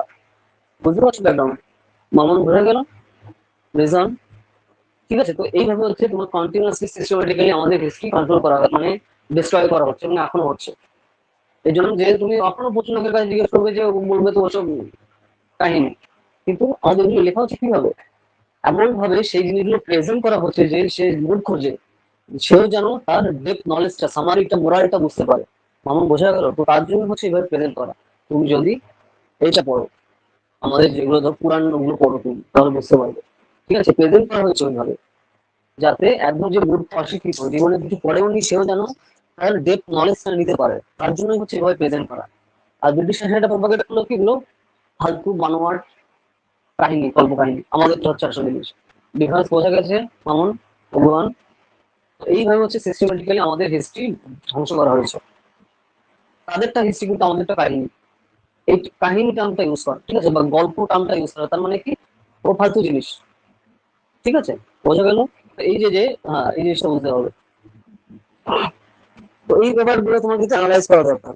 তো এখানে রিলেসের ওখানে রিডিং করলে সব বুঝতে পারবে, কিন্তু কনসেপ্ট বোঝা হবে। ঠিক আছে, সিএসসি তে এক্সামে কনসেপ্ট মোস্ট ইম্পর্টেন্ট জিনিস। তার ব্যাকগ্রাউন্ড কি, তার পছন্দের প্রোপাগান্ডা কি, ঠিক আছে। প্রোপাগান্ডা মানে নিশ্চয়ই জানো যে আমি যা ভাববো, আমি যা বোঝাবো তাই তুমি বুঝবে, অন্য সব মাথা দিয়ে তোমার আউট হয়ে যাবে। এটাকে এক কথায় কি বলে, ইংলিশটা হবে প্রোপাগান্ডা, যেটা পলিটিক্যাল সায়েন্সের সব থেকে খুবই একটা ইম্পর্টেন্ট শব্দ। ঠিক আছে, প্রোপাগান্ডা ইউজ করে এগুলো করা হয়। নেক্সট আসছে কি অথর্ববেদ। অথর্ববেদে কি আছে? অথর্ববেদে is a collection of the magic spell charms রয়েছে, এবং যেখানে তোমার ইংলিশ এন্ড ডিজিজ সম্পর্কে বলা হচ্ছে, বিভিন্ন ধরনের ডিজিজ, বিভিন্ন ধরনের যে সকল অসুখ আছে, তো সেই সকল অসুখ কি করে আমরা সারাতে পারি, তো সেই সম্পর্কে বিভিন্ন ডিটেলসে কিন্তু বক্তব্য রয়েছে হচ্ছে তোমার অথর্ববেদে। ঠিক আছে, যেখানে তোমার এটা হচ্ছে লাস্ট বেদ, যেখানে তোমার নন নার্যরা এখানে তৈরি করেছিল, যেটা বলা হয়ে থাকে। ঠিক আছে, যেখানে তোমার 20টা কাণ্ড রয়েছে, 20টা কাণ্ড মানে 20খানা বুক রয়েছে। কোথায়? অথর্ববেদের 20খানা বুক রয়েছে, যেখানে হচ্ছে তোমার 711টা হাইমেন রয়েছে, মানে পার্ট রয়েছে আলাদা। Okay, it contains the Gopatha Brahmana and the Charanyaka and the Papalicus and the liberation of the Atharvaveda, the Upaveda আর the Atharvaveda। আচ্ছা, এছাড়া তোমার অথর্ববেদের একটা আলাদা উপবেদ রয়েছে, যেটাকে বলা হয় হচ্ছে তোমার শিল্পবেদ। ঠিক আছে, তো এইভাবে টোটাল বেদকে আমরা মানে চতুর্বেদকে আলাদা আলাদা আরো ডিফারেন্স করা যায় এবং আলাদা বিভিন্ন ভাগে ভাগ ভাগ করা যায়। ঠিক আছে, তো আরো ডিটেলস রয়েছে। আমাদের যে জিনিসগুলো দরকার আর কি এক্সামের জন্য, এই জিনিসগুলো হচ্ছে মেইন পয়েন্টটা তোমার খেয়াল রাখতে হবে। নেক্সট আসছে কি ব্রাহ্মণস। ব্রাহ্মণস আসছে কি, ব্রাহ্মণসের describe the rules and the performance of the sacrifice ceremony. তো তোমার এখনো ব্রাহ্মণতে বলা হয় হচ্ছে ব্রাহ্মণাস, এইখানে বলা হয় হচ্ছে তোমার স্যাক্রিফাইস কি করে করা হয়, মানে উৎসর্গ, কাউকে কার প্রতি উৎসর্গ যে করা, তো সেটা কি করে করতে হবে, তো সেই সঙ্গে বলা হচ্ছে এখানে। The most important Brahmanas are the Shatapatha Brahmana. ঠিক আছে, এর মধ্যে সবথেকে উল্লেখযোগ্য ব্রাহ্মণ হচ্ছে তোমার শতপা ব্রাহ্মণ, ব্রাহ্মণা। ঠিক আছে, এই হচ্ছে টার্মটা। আর দেখো অনেক সময় যখন একটু বলবে, ইংলিশ টার্ম হিসেবে ভাববে না, হিন্দি টার্ম বা সংস্কৃত টার্ম হিসেবে ভাববে, কারণ মাদার অফ অল ল্যাঙ্গুয়েজ হচ্ছে আমাদের এখানে সাউথ এশিয়াতে সংস্কৃত। ঠিক আছে, তারপরে যেটা বলা হয় তামিল পুরনো ল্যাঙ্গুয়েজ, কিন্তু এখানে আমাদের সাউথ এশিয়ার যত ল্যাঙ্গুয়েজ আসছে তার মা হচ্ছে সংস্কৃত, সেখান থেকে হচ্ছে সব ল্যাঙ্গুয়েজ আসছে। তো এখানে এই জিনিসটা খেয়াল রাখতে হবে, তখন যেখানে ইংলিশ টার্ম দিচ্ছে তো সেই হিসাবে জিনিসটা মাথায় রাখবে না, যেটা সংস্কৃত টার্ম সেটা হিসাবে মাথায় রাখবে। কারণ দেখো মেইন জিনিস হচ্ছে ইংলিশটা, এই যে টপিকটা ইংলিশে ট্রান্সলেট করা, তো ইংরেজরা আমাদের স্টাইলে করতে পারতো না, তার জন্য তাদের স্টাইলে করতো। তো তার জন্য করতো, সে পারতো না বলে যে আমরা অরিজিনাল টেলিফোন থাকো না, কলকাতা হচ্ছে আসল না, তারা ঠিকঠাক করতে পারতো না, ক্যালকাটা করতো। তার মানে কি তুমি ক্যালকাটাই করবে। তো এই যে জিনিসগুলোকে বেশি খুবই একটা ইম্পর্টেন্ট জিনিস, বোঝা গেল? এটা খেয়াল রাখবে লেখার সময়। ওকে, সে তোতলা ছিল বলে যে আমি তো তোতলার মতো বলবো তা তো না, তো এই জিনিসটা খেয়াল রাখা দরকার। ওকে, তো এই যে ব্যাপারটা রয়েছে। নেক্সট আসছে কি তোমার আরণ্যক। তো আরণ্যক হচ্ছে তোমার এখানে জঙ্গল সম্পর্কে বুক লেখা। ঠিক আছে, যে আরণ্যক ফরেস্ট বুকস, যেখানে তোমার কন্টিনিউয়াসলি বিভিন্ন ধরনের পিপল সম্পর্কে এখানে বলা রয়েছে। ওকে, এখানে বিভিন্ন ধরনের ফিলোসফি সম্পর্কে আমরা দেখতে পাই, যেখানে ফিলোসফিক্যাল রয়েছে সবকিছু, যে ritual terms and condition follow করা দরকার আমাদের, সেই রিচুয়াল সম্পর্কে বলা রয়েছে। ঠিক আছে, বিধি, যে নিয়ম নীতি বিধি সম্পর্কে রয়েছে কোথায়, আরণ্যক, যে সকল বিধি বিদ্বেষ আমাদের ফলো করা দরকার। ঠিক আছে, হিউম্যান হিসাবে, মানুষ হিসাবে। নেক্সট আসছে কি উপনিষদ। পরবর্তীতে পার্ট আসছে আমাদের উপনিষদ। উপনিষদে কি কি আসছে তোমার, উপনিষদ মানে উপনিষদ মানে আমার সামনে বসে কাউকে যখন কোনো কিছু আমরা ব্যক্ত করছি সেটাকে উপনিষদ বলা হয়ে থাকে। ঠিক আছে, উপ মানে সামনে, নিষাদা কোনো সম্পর্কে আমরা যখন ডিটেলসে ডিসকাস করছি, ঠিক আছে, সেটাকে উপনিষদ বলা হয়। টোটাল হচ্ছে আমাদের কটা উপনিষদ রয়েছে? 108টা টোটাল উপনিষদ রয়েছে। দেখো আমাদের ভারতীয় সনাতন ধর্মে শুধু না, সনাতন ধর্মে শুধু না, অন্যান্য ধর্মে তোমার আব্রাহামিক রিলিজিয়ান বাদ দিয়ে সব ধর্মে, বৌদ্ধ বলো, তারপরে জৈন বলো, ইহুদি বলো, তোমার সব জায়গাতে 108 মানে 108 হচ্ছে খুবই একটা ইম্পর্টেন্ট শব্দ। মানে 108 হচ্ছে সব শব্দ না, মানে একটা ইম্পর্টেন্ট জিনিস, ঠিক আছে, যেটা তোমার টোটাল আমাদের কি রয়েছে 108টা টোটাল উপনিষদ রয়েছে। ঠিক আছে, দেখো পুজো করতে 108টা ফুল লাগে, তো 108 খুবই ইম্পর্টেন্ট কিন্তু সংখ্যা। ঠিক আছে, আমাদের হিউম্যান লাইফে তার মধ্যে তেরোটা হচ্ছে মোট প্রমিনেন্ট রয়েছে। উপনিষদ হচ্ছে তোমার আত্ম এবং হচ্ছে ব্রাহ্মণ, এই টাইপের নিয়ে কিন্তু ডিসকাস করা হয়ে থাকে। ঠিক আছে, এখানে তোমার নলেজ অফ সেলফ, উপনিষদের মানে তুমি নিজের সম্পর্কে জানতে পারবে উপনিষদও পড়লে। ওকে, তারপর হচ্ছে তোমার আত্মার সম্পর্কে নিজে জানতে পারবে, তোমার জ্ঞান হবে, তো তার জন্য হচ্ছে জেনারেলি উপনিষদ পড়া হয়ে থাকে। তারপর দেখো সেখান থেকে দেখো মুন্ডক্য উপনিষদ থেকে আমরা যে সত্যমেব জয়তে যে টার্মটা আমাদের কনস্টিটিউশন, মানে আমরা যেগুলো ইউজ করে থাকি সত্যমেব জয়তে, তো সেই টার্মটা এসেছে কোথা থেকে?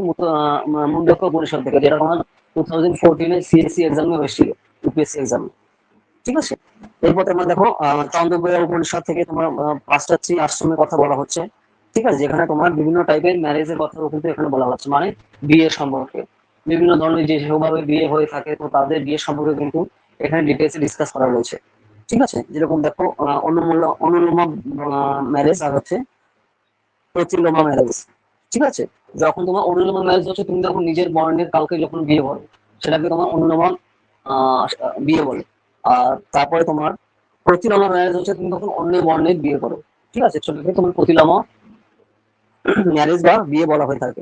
ঠিক আছে, মানে তুমি যখন নিজের যে বর্ণ রয়েছে তার থেকে নিজের বর্ণের কাউকে বিয়ে করো, তোমার সেটাকে বলে প্রতিলোমা। আর যখন তোমার নিজের বর্ণের কাউকে তুমি করো তখন সেটাকে তোমার বলে অনুলোমা। এই হচ্ছে মেইন ডিফারেন্স। নেক্সট আসছে তোমার অনুলোমা প্রতিলোমা গেল, তারপর আসছে বেদান্ত। বেদান্ত আসে তোমার বেসিক্যালি এন্ড অফ বেদ আসে, বেদ অন্ত মানে কি, বেদ অন্ত মানে কি শেষ, তাই না, তো সে বেদ অন্ত, বেদান্ত। যেরকম তুমি দেখো যে যেরকম দেখো আমাদের পুজোর সময় কিন্তু আমরা আমাদের মা সরস্বতী যখন পুজো হয় তখন বেদ ও বেদান্ত বিদ্যাস্থানে এই বচা সাহা, ঠিক আছে, মনে আসছে যে মন্ত্রগুলো আমরা পড়ি, তো সেইখানে থেকে কিন্তু এই টার্মগুলো কিন্তু আসছে কানেকশন, তাই না, আমার বুঝতে পারছো রিজওয়ান? তো যে জিনিসগুলো কিন্তু খেয়াল রাখতে হবে, কানেক্ট করতে হবে, যত তুমি সিএসসি এক্সামে যত কানেক্ট করবে তত জিনিস মনে থাকবে, তত প্রপার ওয়েতে সেটা লিখতে পারবে।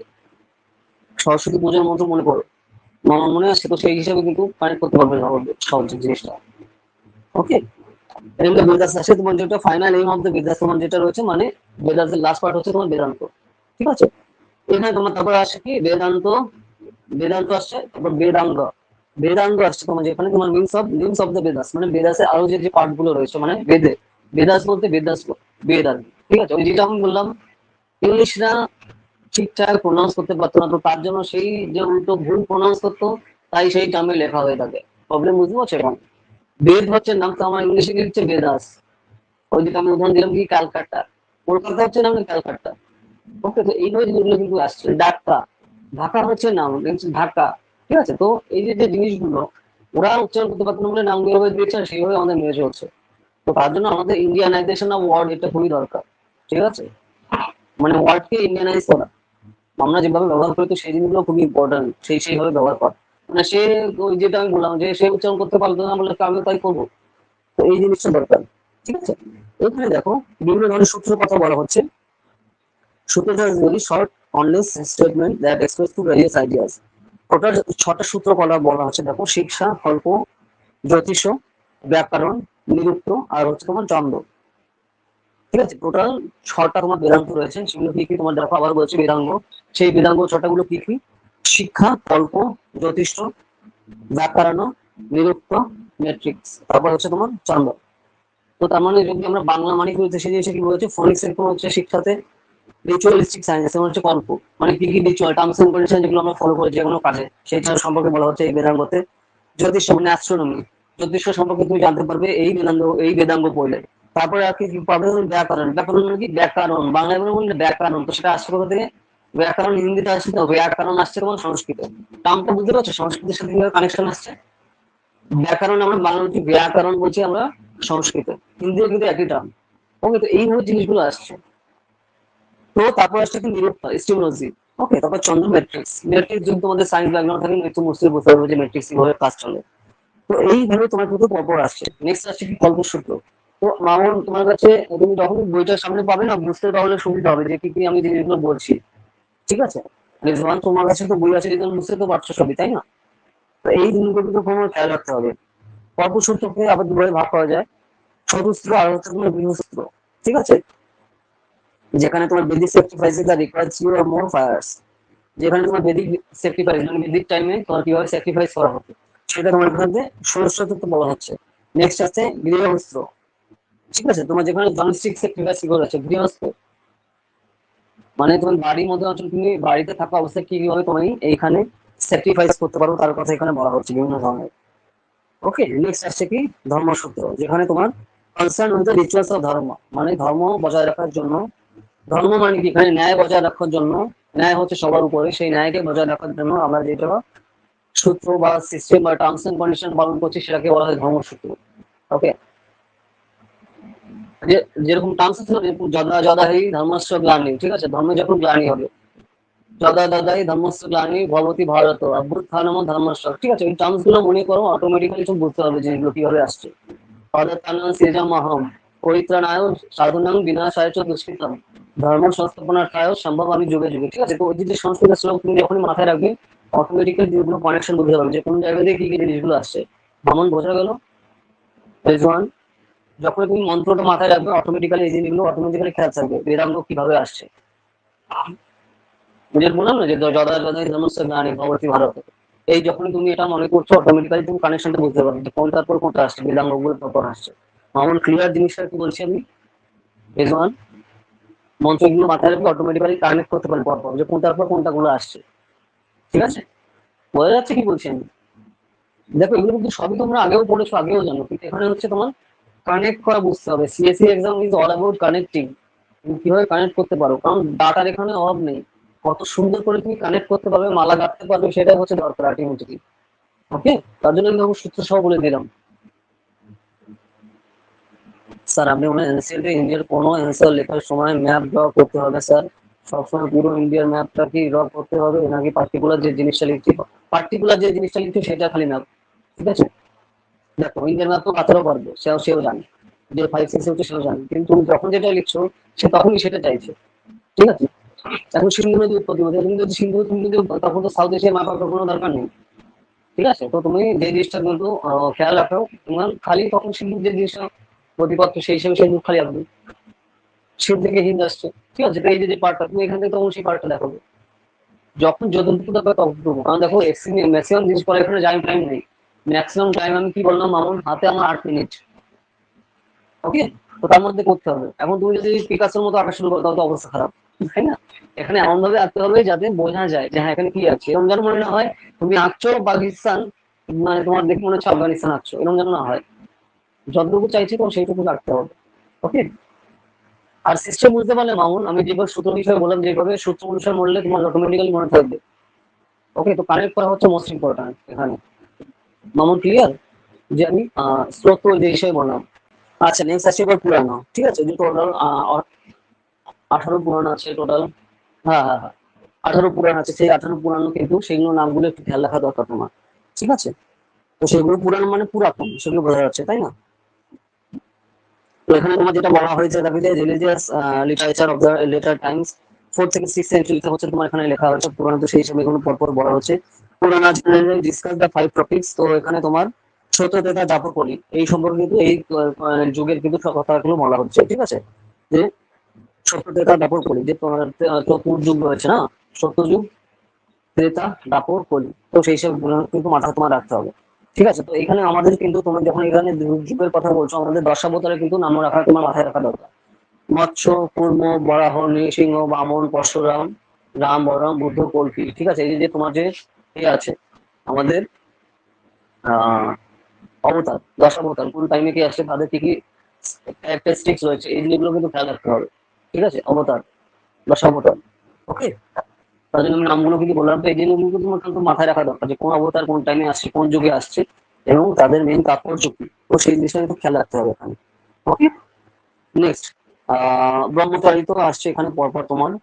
তারপর তোমার দেখো এই যে the Puranas are the further divided into 18 Mahapuranas. তো এই যে টোটালি পুরাণের যে ভাগ আছে, যেখানে তোমার traditionally the Puranas are considered to be composed by Vyadeshan। তো তাহলে এই যে পুরাণ যে আমরা পড়ছি, ঠিক আছে, আমাদের যে ভগবত পুরাণ আমরা পড়ছি, পুরাণ কে লিখেছে? ব্যাসদেব, ঠিক আছে, ব্যাস, বেদব্যাস, ঠিক আছে। এই যে commonly accepted that the four yuga makes us the Mahayuga. যে টোটাল চারটি যুগের কথা আমি একটু আগে বললাম, সত্য, ত্রেতা, দাপর, কলি, ঠিক আছে। তো চারটে তোমার এখানে, সেই চারটে যুগকে আবার হাজার মহাযুগে ভাগ করা যায়, ঠিক আছে, যাকে আমরা কল্প বলে থাকি। আবার প্রত্যেকটা কল্পকে আবার 14টা মান্ডাবতারে ভাগ করা যায়, ঠিক আছে। পরপর সেই যুগ আবার প্রত্যেকটা যুগ আছে, আবার সেই প্রত্যেকটা যুগকে আবার বিভিন্ন ভাগে আমরা ভাগ করি, যেগুলোকে আমরা পরপর দেখতে পাই যে রিভাইভাল অফ ধর্মের জন্য, মানে ওই যেটা বললাম যে ধর্ম সংস্থাপনার ধারা সম্ভব আমি যুগে যুগে, মানে প্রত্যেকটা যুগে ধর্ম সংস্থাপনার ধারায়, মানে ধর্ম সংস্থান করার জন্য সম্ভব আমি যুগে যুগে, ঠিক আছে, তোমার অবতীর্ণ হচ্ছে, ঠিক আছে। তো এই যে জিনিসগুলো কিন্তু খেয়াল রাখতে হবে। কানেকশন বোঝা গেল মামুন? Is one. তো এইভাবে জিনিসগুলো কিন্তু গেল।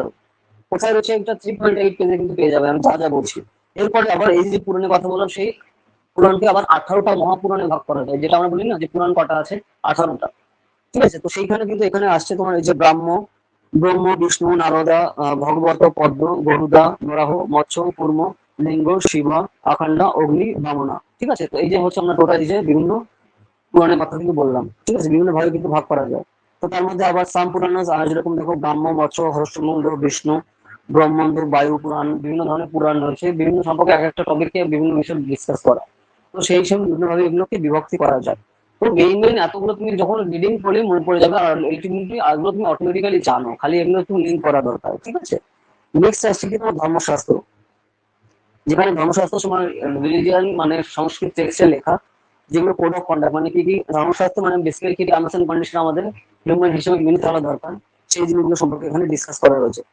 যেখানে আমাদের দেখো লাইফে অর্থ, মোহ আর হচ্ছে তোমার অর্থ, মোক্ষ আর কাম, এই তিনটে হচ্ছে মানুষের জীবনের সবথেকে মেইন জিনিস, এগুলো আমরা ফলো করে থাকি। অর্থ মানে টাকা পয়সা, কাম মানে কাম করতে বলা হচ্ছে, আর হচ্ছে তোমার সেন্সুয়াল প্লেজার মানে সেক্সুয়াল প্লেজারের কথা বেসিক্যালি বলা হচ্ছে, আর হচ্ছে তোমার মোক্ষ হচ্ছে তোমার liberation from the cycle of life, মানে যে জন্মান্তর বার্তা আছে সেখান থেকে তোমার মুক্তি পাওয়া। তো এই জিনিসগুলো ধর্ম, মোক্ষ, কাম, এটার কথা বলা হচ্ছে, যেটা আমাদের এই 3 সাইকেলে হচ্ছে আমাদের লাইফ চলে, মানুষের হিউম্যান লাইফ। ওকে, তো সেই জিনিসগুলো কিন্তু খেয়াল রাখা দরকার। যেখানে তোমার স্মৃতির কথা এখানে বলে হচ্ছে ধর্মশাস্ত্র জেনারেলি করা লেখা হচ্ছে এই যে ধর্মশাস্ত্র কথা বলছে, লেখা হচ্ছে 600 বিসিতে, মানে খ্রিস্টের জন্মের 600 বছর আগে হচ্ছে এটা লেখা। ওকে, নেক্সট আছে স্মৃতি। স্মৃতি কবে লেখা? স্মৃতি হচ্ছে তোমার 200 খ্রিস্টপূর্বাব্দে, মানে খ্রিস্টের জন্ম 200 বছর আগে। তো এগুলো ধরে ধরে ধরে মনে রাখতে হবে যে কোন কোন টাইমে কোন কোন জিনিসটা লেখা হচ্ছে, কারণ কিন্তু এই জিনিসগুলো কিন্তু ইম্পর্টেন্ট, ঠিক আছে। তারপর আমরা চারটি ভাগে, আমরা তোমার 4টে আশ্রমে আমরা বিভক্ত করি, তাই না? যে ব্রহ্মচর্য, গৃহস্থ, বানপ্রস্থ, সন্ন্যাস, এইভাবে টোটাল ভাগ করা যায়, ঠিক আছে। তো পরবর্তী যুগগুলোকে আমরা এইভাবে কিন্তু দেখতে পাই। এরপরে আসছে কি আমাদের মেন হিস্টোরিক্যাল পার্ট, তোমার আসছে মহাভারত এবং রামায়ণ, ঠিক আছে। তো দুটো সংস্কৃত একটি মহাকাব্য আমাদের, যেটা হিউম্যান সিভিলাইজেশনের মোস্ট পাওয়ারফুল, কিন্তু তোমার এপিকের মধ্যে পড়ে। তার জন্য যেটা আমরা বলা হয় যে পৃথিবীর এমন কোনো জ্ঞান নেই, যদি একটা সিঙ্গেল বুক বলা হয় যে সেই সিঙ্গেল বুক পড়লে পাওয়া যাবে, সেটা হচ্ছে মহাভারত। পৃথিবীর এমন কোনো জ্ঞান নেই যে জ্ঞান আমি মহাভারতে পাবো না, ঠিক আছে, এটা কিন্তু রয়েছে। তো সেই জিনিসটা খেয়াল রাখতে হবে। মহাভারত এবং রামায়ণের কথা কিন্তু এইসব বলা হচ্ছে। ওকে, রামায়ণ বেসিক্যালি আগে লেখা, মহাভারত হচ্ছে তারপরে লেখা, ঠিক আছে। তো সেই টাইমে জিনিসগুলো কিন্তু আমাদের খেয়াল রাখতে হবে। ওকে, যেখানে দেখো এই যে রামা এবং রামায়ণের কথা মেনশন হচ্ছে পুরী এবং হস্তিনাপুরের কথা, but does not mention in Mahabharata war. তো এইখানে তোমার যে জিনিসটা আমরা দেখতে পাচ্ছি, রামায়ণ হচ্ছে এখানে আগে ঘটেছে আর মহাভারত হচ্ছে তোমার পরে। তো সেই জিনিসগুলো তোমার কিন্তু এখানে খেয়াল রাখা দরকার, যে মহাভারত ওয়ার এবং রামায়ণের কথা সম্পর্কে এখানে ডিসকাস করা হচ্ছে, যে কোন কোন টাইমে কোন কোন ওয়ার এখানে ঘটেছে। তো তার টাইমে তুমি এখানে একটু দেখতে পারো, ঠিক আছে। রামায়ণ এবং মহাভারত কবে লেখা, তার কি কি বৈশিষ্ট্য ছিল, তো সেই হিসাবে 3.9 পেজে তুমি এখানে সব পরপর পেয়ে যাবে।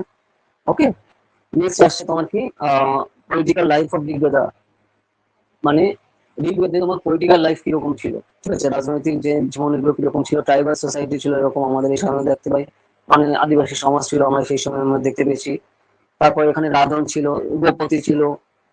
রাজন হচ্ছে কি চিফ, মানে যে রাজাকে বলা হতো হচ্ছে রাজন। ওকে, নেক্সট হচ্ছে প্রোটেক্টর অফ যে গাজন ছিল, গোপতি বলা হতো, সে হচ্ছে কি গরু রক্ষা করতো, মানে গাভী।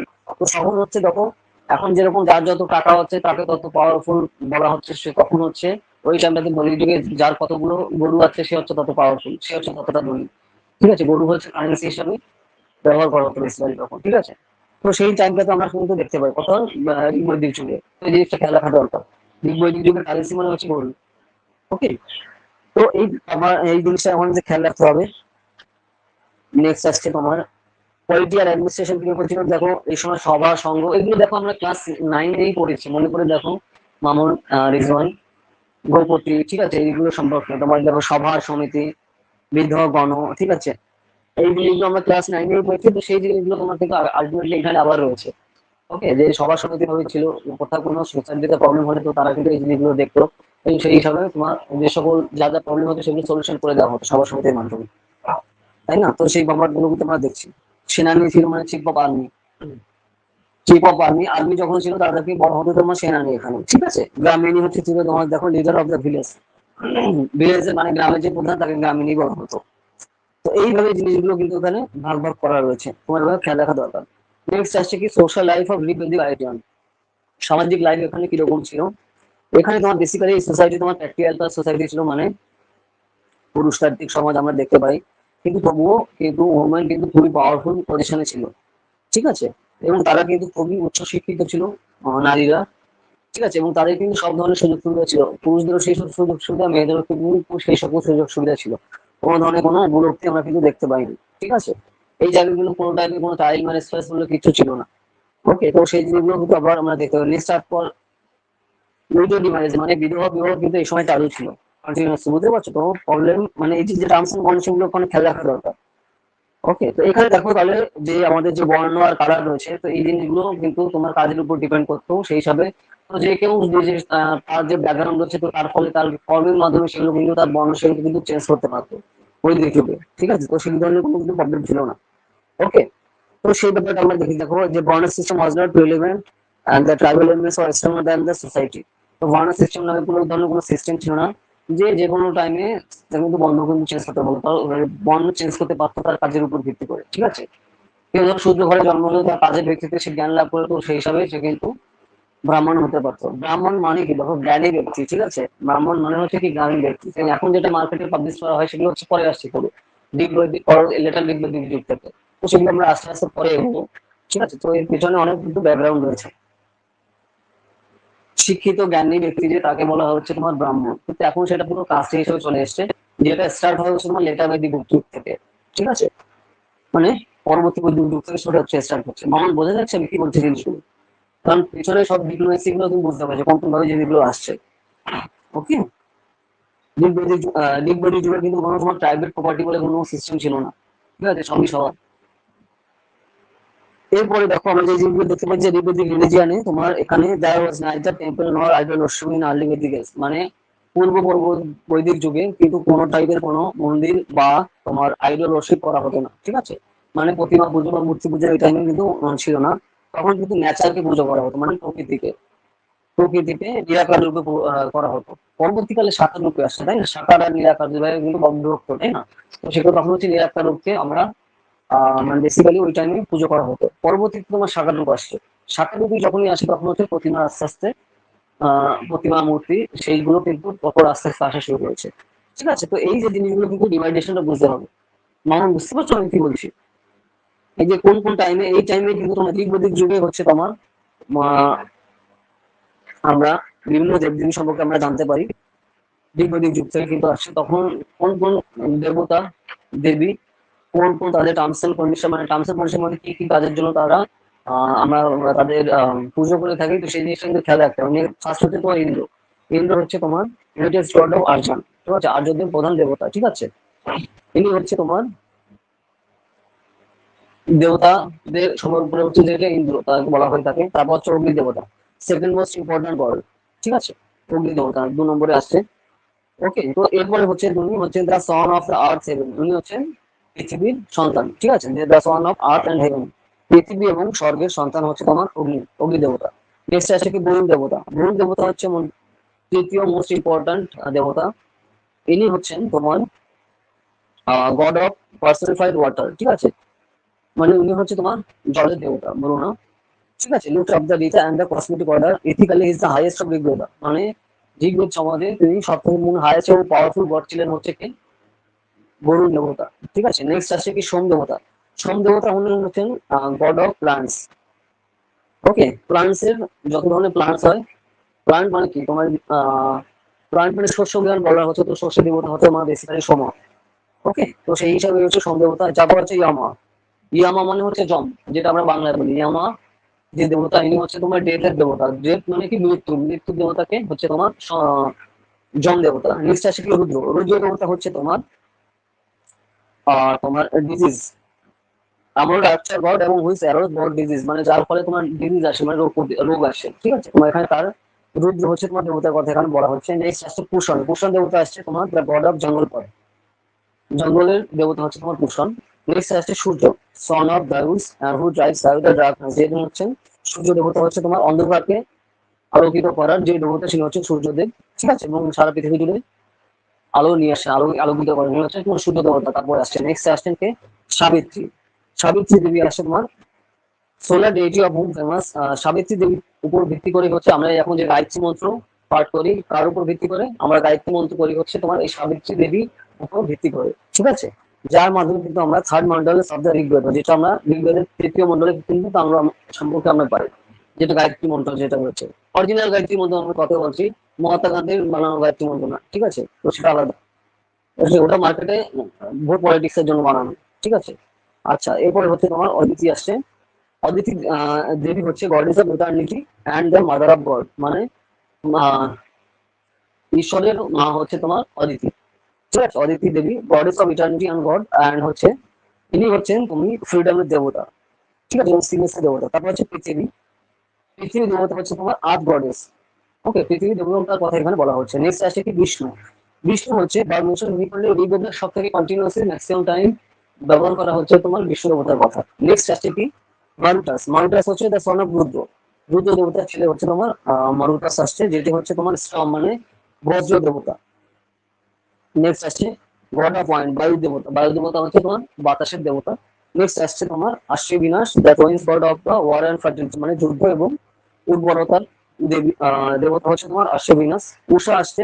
উষা দেবী হচ্ছে goddess of dawn and the mention in the 300 times in Rigveda. Usha দেবীর কথা, উষা দেবীর কথা তোমার 300 বার উল্লেখ করা হয়েছে ঋগ্বেদে, ঠিক আছে। নেক্সট হচ্ছে শিববালি, রশ্মি চিহ্ন।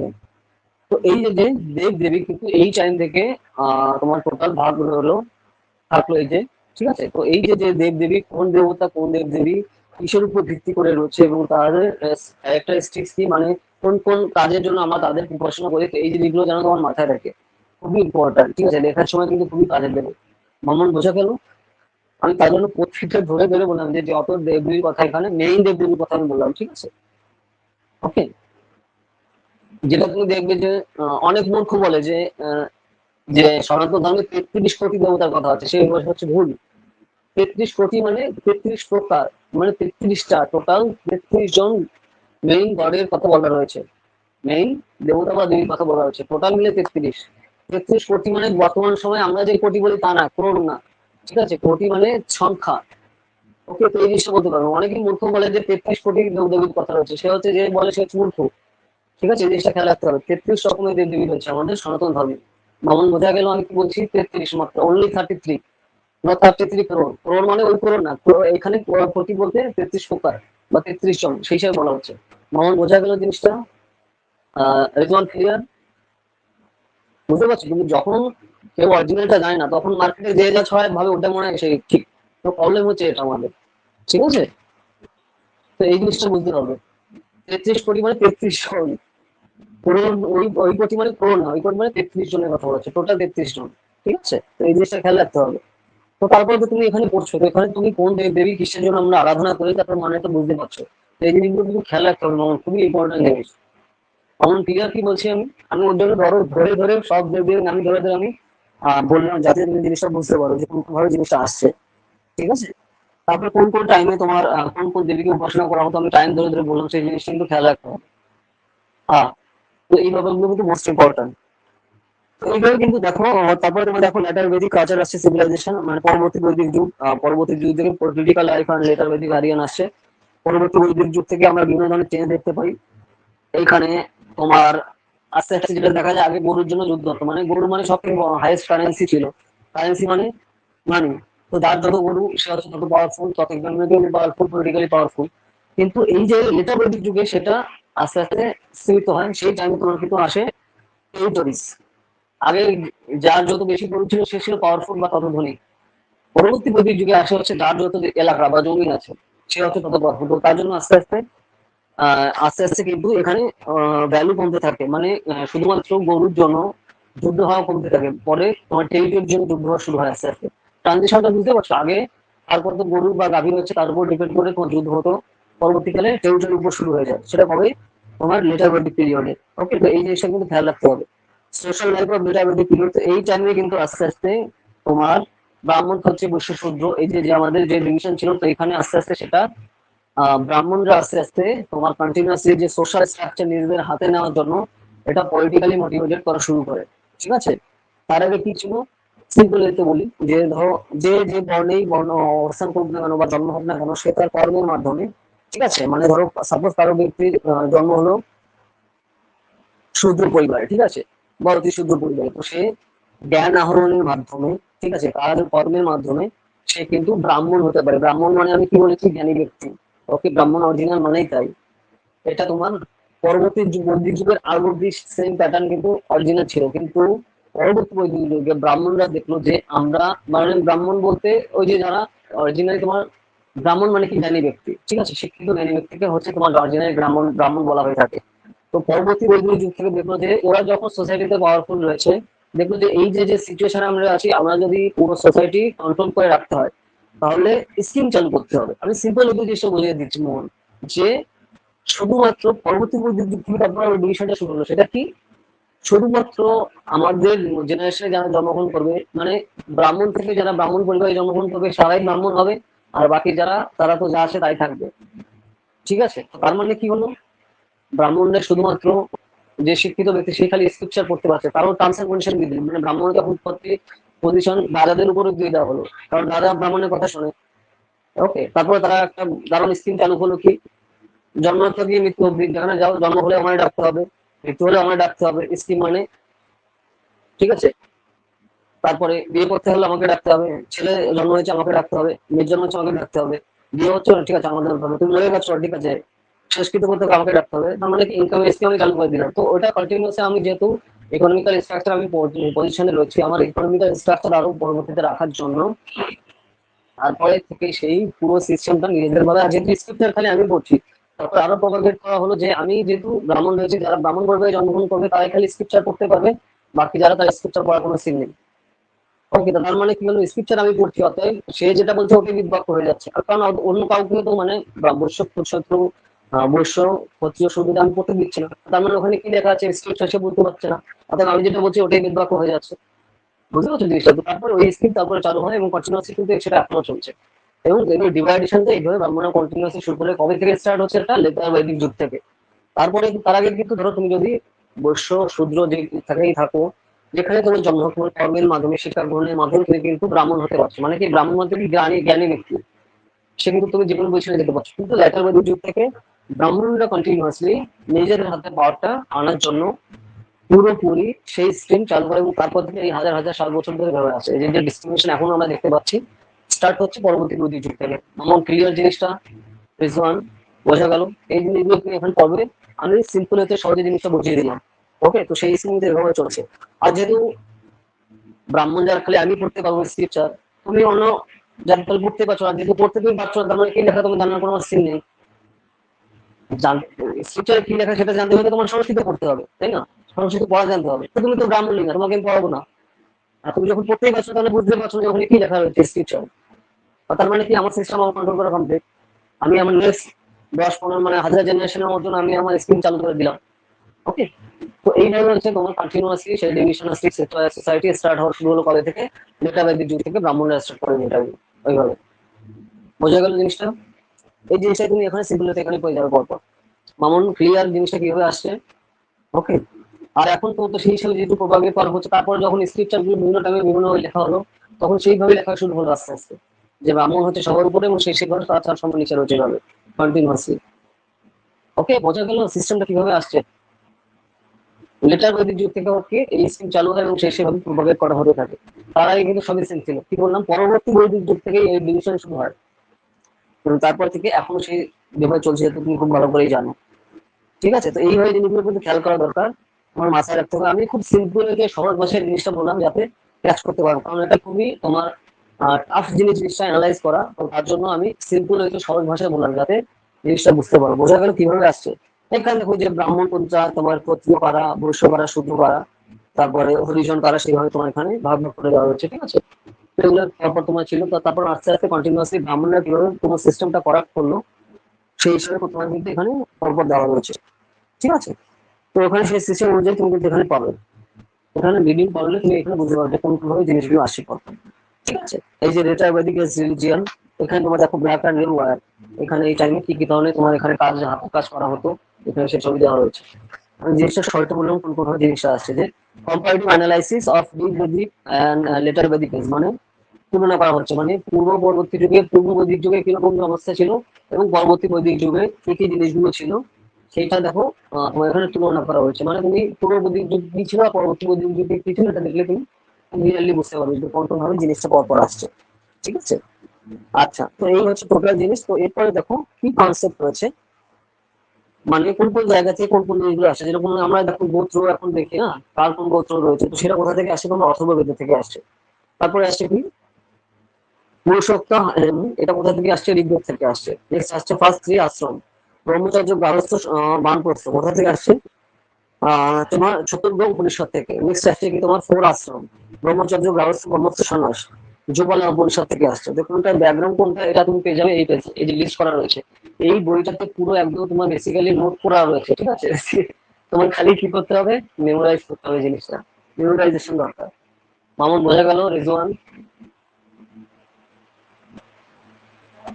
কনসেপ্ট বোঝার চেষ্টা করো, তোমার কি ব্যাকগ্রাউন্ড আছে ভুলে যাও, এখানে কনসেপ্ট অ্যানালাইজ করতে হবে। ঠিক আছে, যত কনসেপ্ট কানেক্ট করতে পারবে তাহলে তোমার শত বুঝতে সুবিধা হবে, লিখতে ঠিকঠাক পারবে, না হলে কিন্তু ব্যাপার না। আর সব জিনিসগুলো কানেক্ট করার চেষ্টা করো। CSC exam is all about connecting. Okay, না হলে এতে এত এক্সেসিভ ডাটা সিএসসি প্রিপারেশনে তুমি কানেক্ট করা না শিখলে কিন্তু তুমি করতে পারবে না। বারবার বলছি আমি একই কথা, তো কারণটা বুঝতে হবে। ওকে, তো এই হচ্ছে টোটাল জিনিস আমাদের এই চ্যাপ্টারে রয়েছে, যেগুলো তোমার ফোকাস করা দরকার। তারপরে দেখো এখানে প্রিভিয়াস ইয়ারে দেখো এই যে কোশ্চেন ফ্রম লাস্ট ইয়ার, এখানে দিয়েছে দেখো 17 সালে কি কোশ্চেন এসছে, 12 সালে, 11 সালে কি কি কোশ্চেন, সেই জিনিসগুলো তোমার ফলো করা দরকার। এগুলো কিন্তু করবে বাড়িতে, আর তারপরে সেগুলো করে দেখাবে, আর এমসিকিউ গুলো করবে। তো এমসিকিউ করার সময় দেখা গেলো অনেকগুলো তুমি পারছো না, আবার পড়া শুরু করবে রিডিং, তাহলে তুমি অটোমেটিক্যালি কিন্তু পেয়ে যাবে। ঠিক আছে, আর তারপরে দেখো এই যে প্র্যাকটিস কোশ্চেন মেইনসের 3.29 পেজের নাম লিখে রাখো, 3.29 এই পেজে কিন্তু এখানে মেইনসের কোশ্চেন অ্যান্সার দেওয়া রয়েছে, এগুলো কিন্তু প্র্যাকটিস করতে হবে। দেখো প্র্যাকটিসটা করলে কোনোভাবে কিন্তু পারবে না, আমি সিম্পল হতে জিনিসগুলো বুঝিয়ে দিলাম সহজে, কিন্তু তুমি যদি আলটিমেটলি বাড়িতে বসে না পড়ো, না লেখা প্র্যাকটিস করো, কিছু করার নেই। খালি শুনলে হবে না, এ শোনার জিনিস না। শোনার জিনিস শুনতে ভালো লাগবে, কিন্তু তুমি যদি মাথায় না লেখো তাহলে কিন্তু মনে থাকবে না জিনিস। কারণ হিউজ ডাটা এখানে, আমি বারবার বলছি মানে মেজবান এখানে প্রচুর ডাটা, না লিখলে কোনোভাবে মনে রাখতে পারবে না। আর কানেক্টিং না করতে পারলে প্রবলেম। ও সিএসসি কোশ্চেন এতটাই মানে ডেপথে থাকে, তুমি কিন্তু না হলে তুমি জিনিসটার সঙ্গে কোয়েশ্চেনের আইডিয়া না থাকলে তুমি লিখতে পারবে না কোন কোন ভাবে কোন কোন জিনিসগুলো আসছে। ওকে, বোঝা গেল মামুন, রিজওয়ান? আচ্ছা, যদি তোমাদের কোনো কোয়েশ্চেন থাকে বা কোয়ারি থাকে বলো। আজ আমরা ডিসকাস করলাম যে যে জিনিসগুলো রয়েছে এখানে চ্যাপ্টারে, এগুলো কিন্তু এখনই রিভিশন দেবে, আজকে রিভিশন দেবে, না হলে কিন্তু মনে থাকবে না। ঠিক আছে, কারণ আমাদের হিউম্যান ব্রেনে আমরা যে জিনিসটা পড়ি বা অ্যানালাইজ করি, ম্যাক্সিমাম আমাদের ব্রেনে থাকে একদম পুরো হুবহু থাকে জিনিসটা 24 আওয়ার্স। তারপরে আস্তে আস্তে সেই জিনিসগুলো কমতে থাকে যদি তুমি রিভিশন না পাও। তো তার জন্য এই জিনিসগুলো কিন্তু খেয়াল রাখা দরকার। তোমার চলে গেছে। ওকে, ঠিক আছে, চলো তাহলে জানবা করতে থাকো, যা যা বললাম প্রত্যেক চ্যাপ্টার ধরে ধরে তুমি এ করো, প্রিভিয়াস এর কোশ্চেন গুলো করো, লেখো, সেগুলো দেখাও। না লিখলে কিন্তু কোনোভাবে কিছু হবে না। নেক্সট দিন ক্লাসে থাকবে সেগুলো কিন্তু আমাকে পাঠাবে। আগে যে চ্যাপ্টার গুলো টোটাল হয়েছে, মানে টোটাল 4 চ্যাপ্টার আমাদের হয়ে গেছে, তো 3 চ্যাপ্টার হয়েছে। আগে তো আমরা প্রথম দিন তো আমরা ব্যাকগ্রাউন্ডে ডিসকাস করেছিলাম, তারপরে এক চ্যাপ্টার করেছিলাম, আজকে পুরো 2 চ্যাপ্টার আমাদের কমপ্লিট হয়ে গেল। ঠিক আছে, তো এই জিনিসগুলো কিন্তু প্রচুর ডাটা এখানে রয়েছে, এগুলো করো। আর সেগুলো প্রিভিয়াস এর কোশ্চেনগুলো করো, এমসিকিউ গুলো করো, ঠিক আছে? তারপর সেগুলো করে আমাকে পাঠাও, নেক্সট দিন আমাদের ক্লাস রাখবে, ওকে?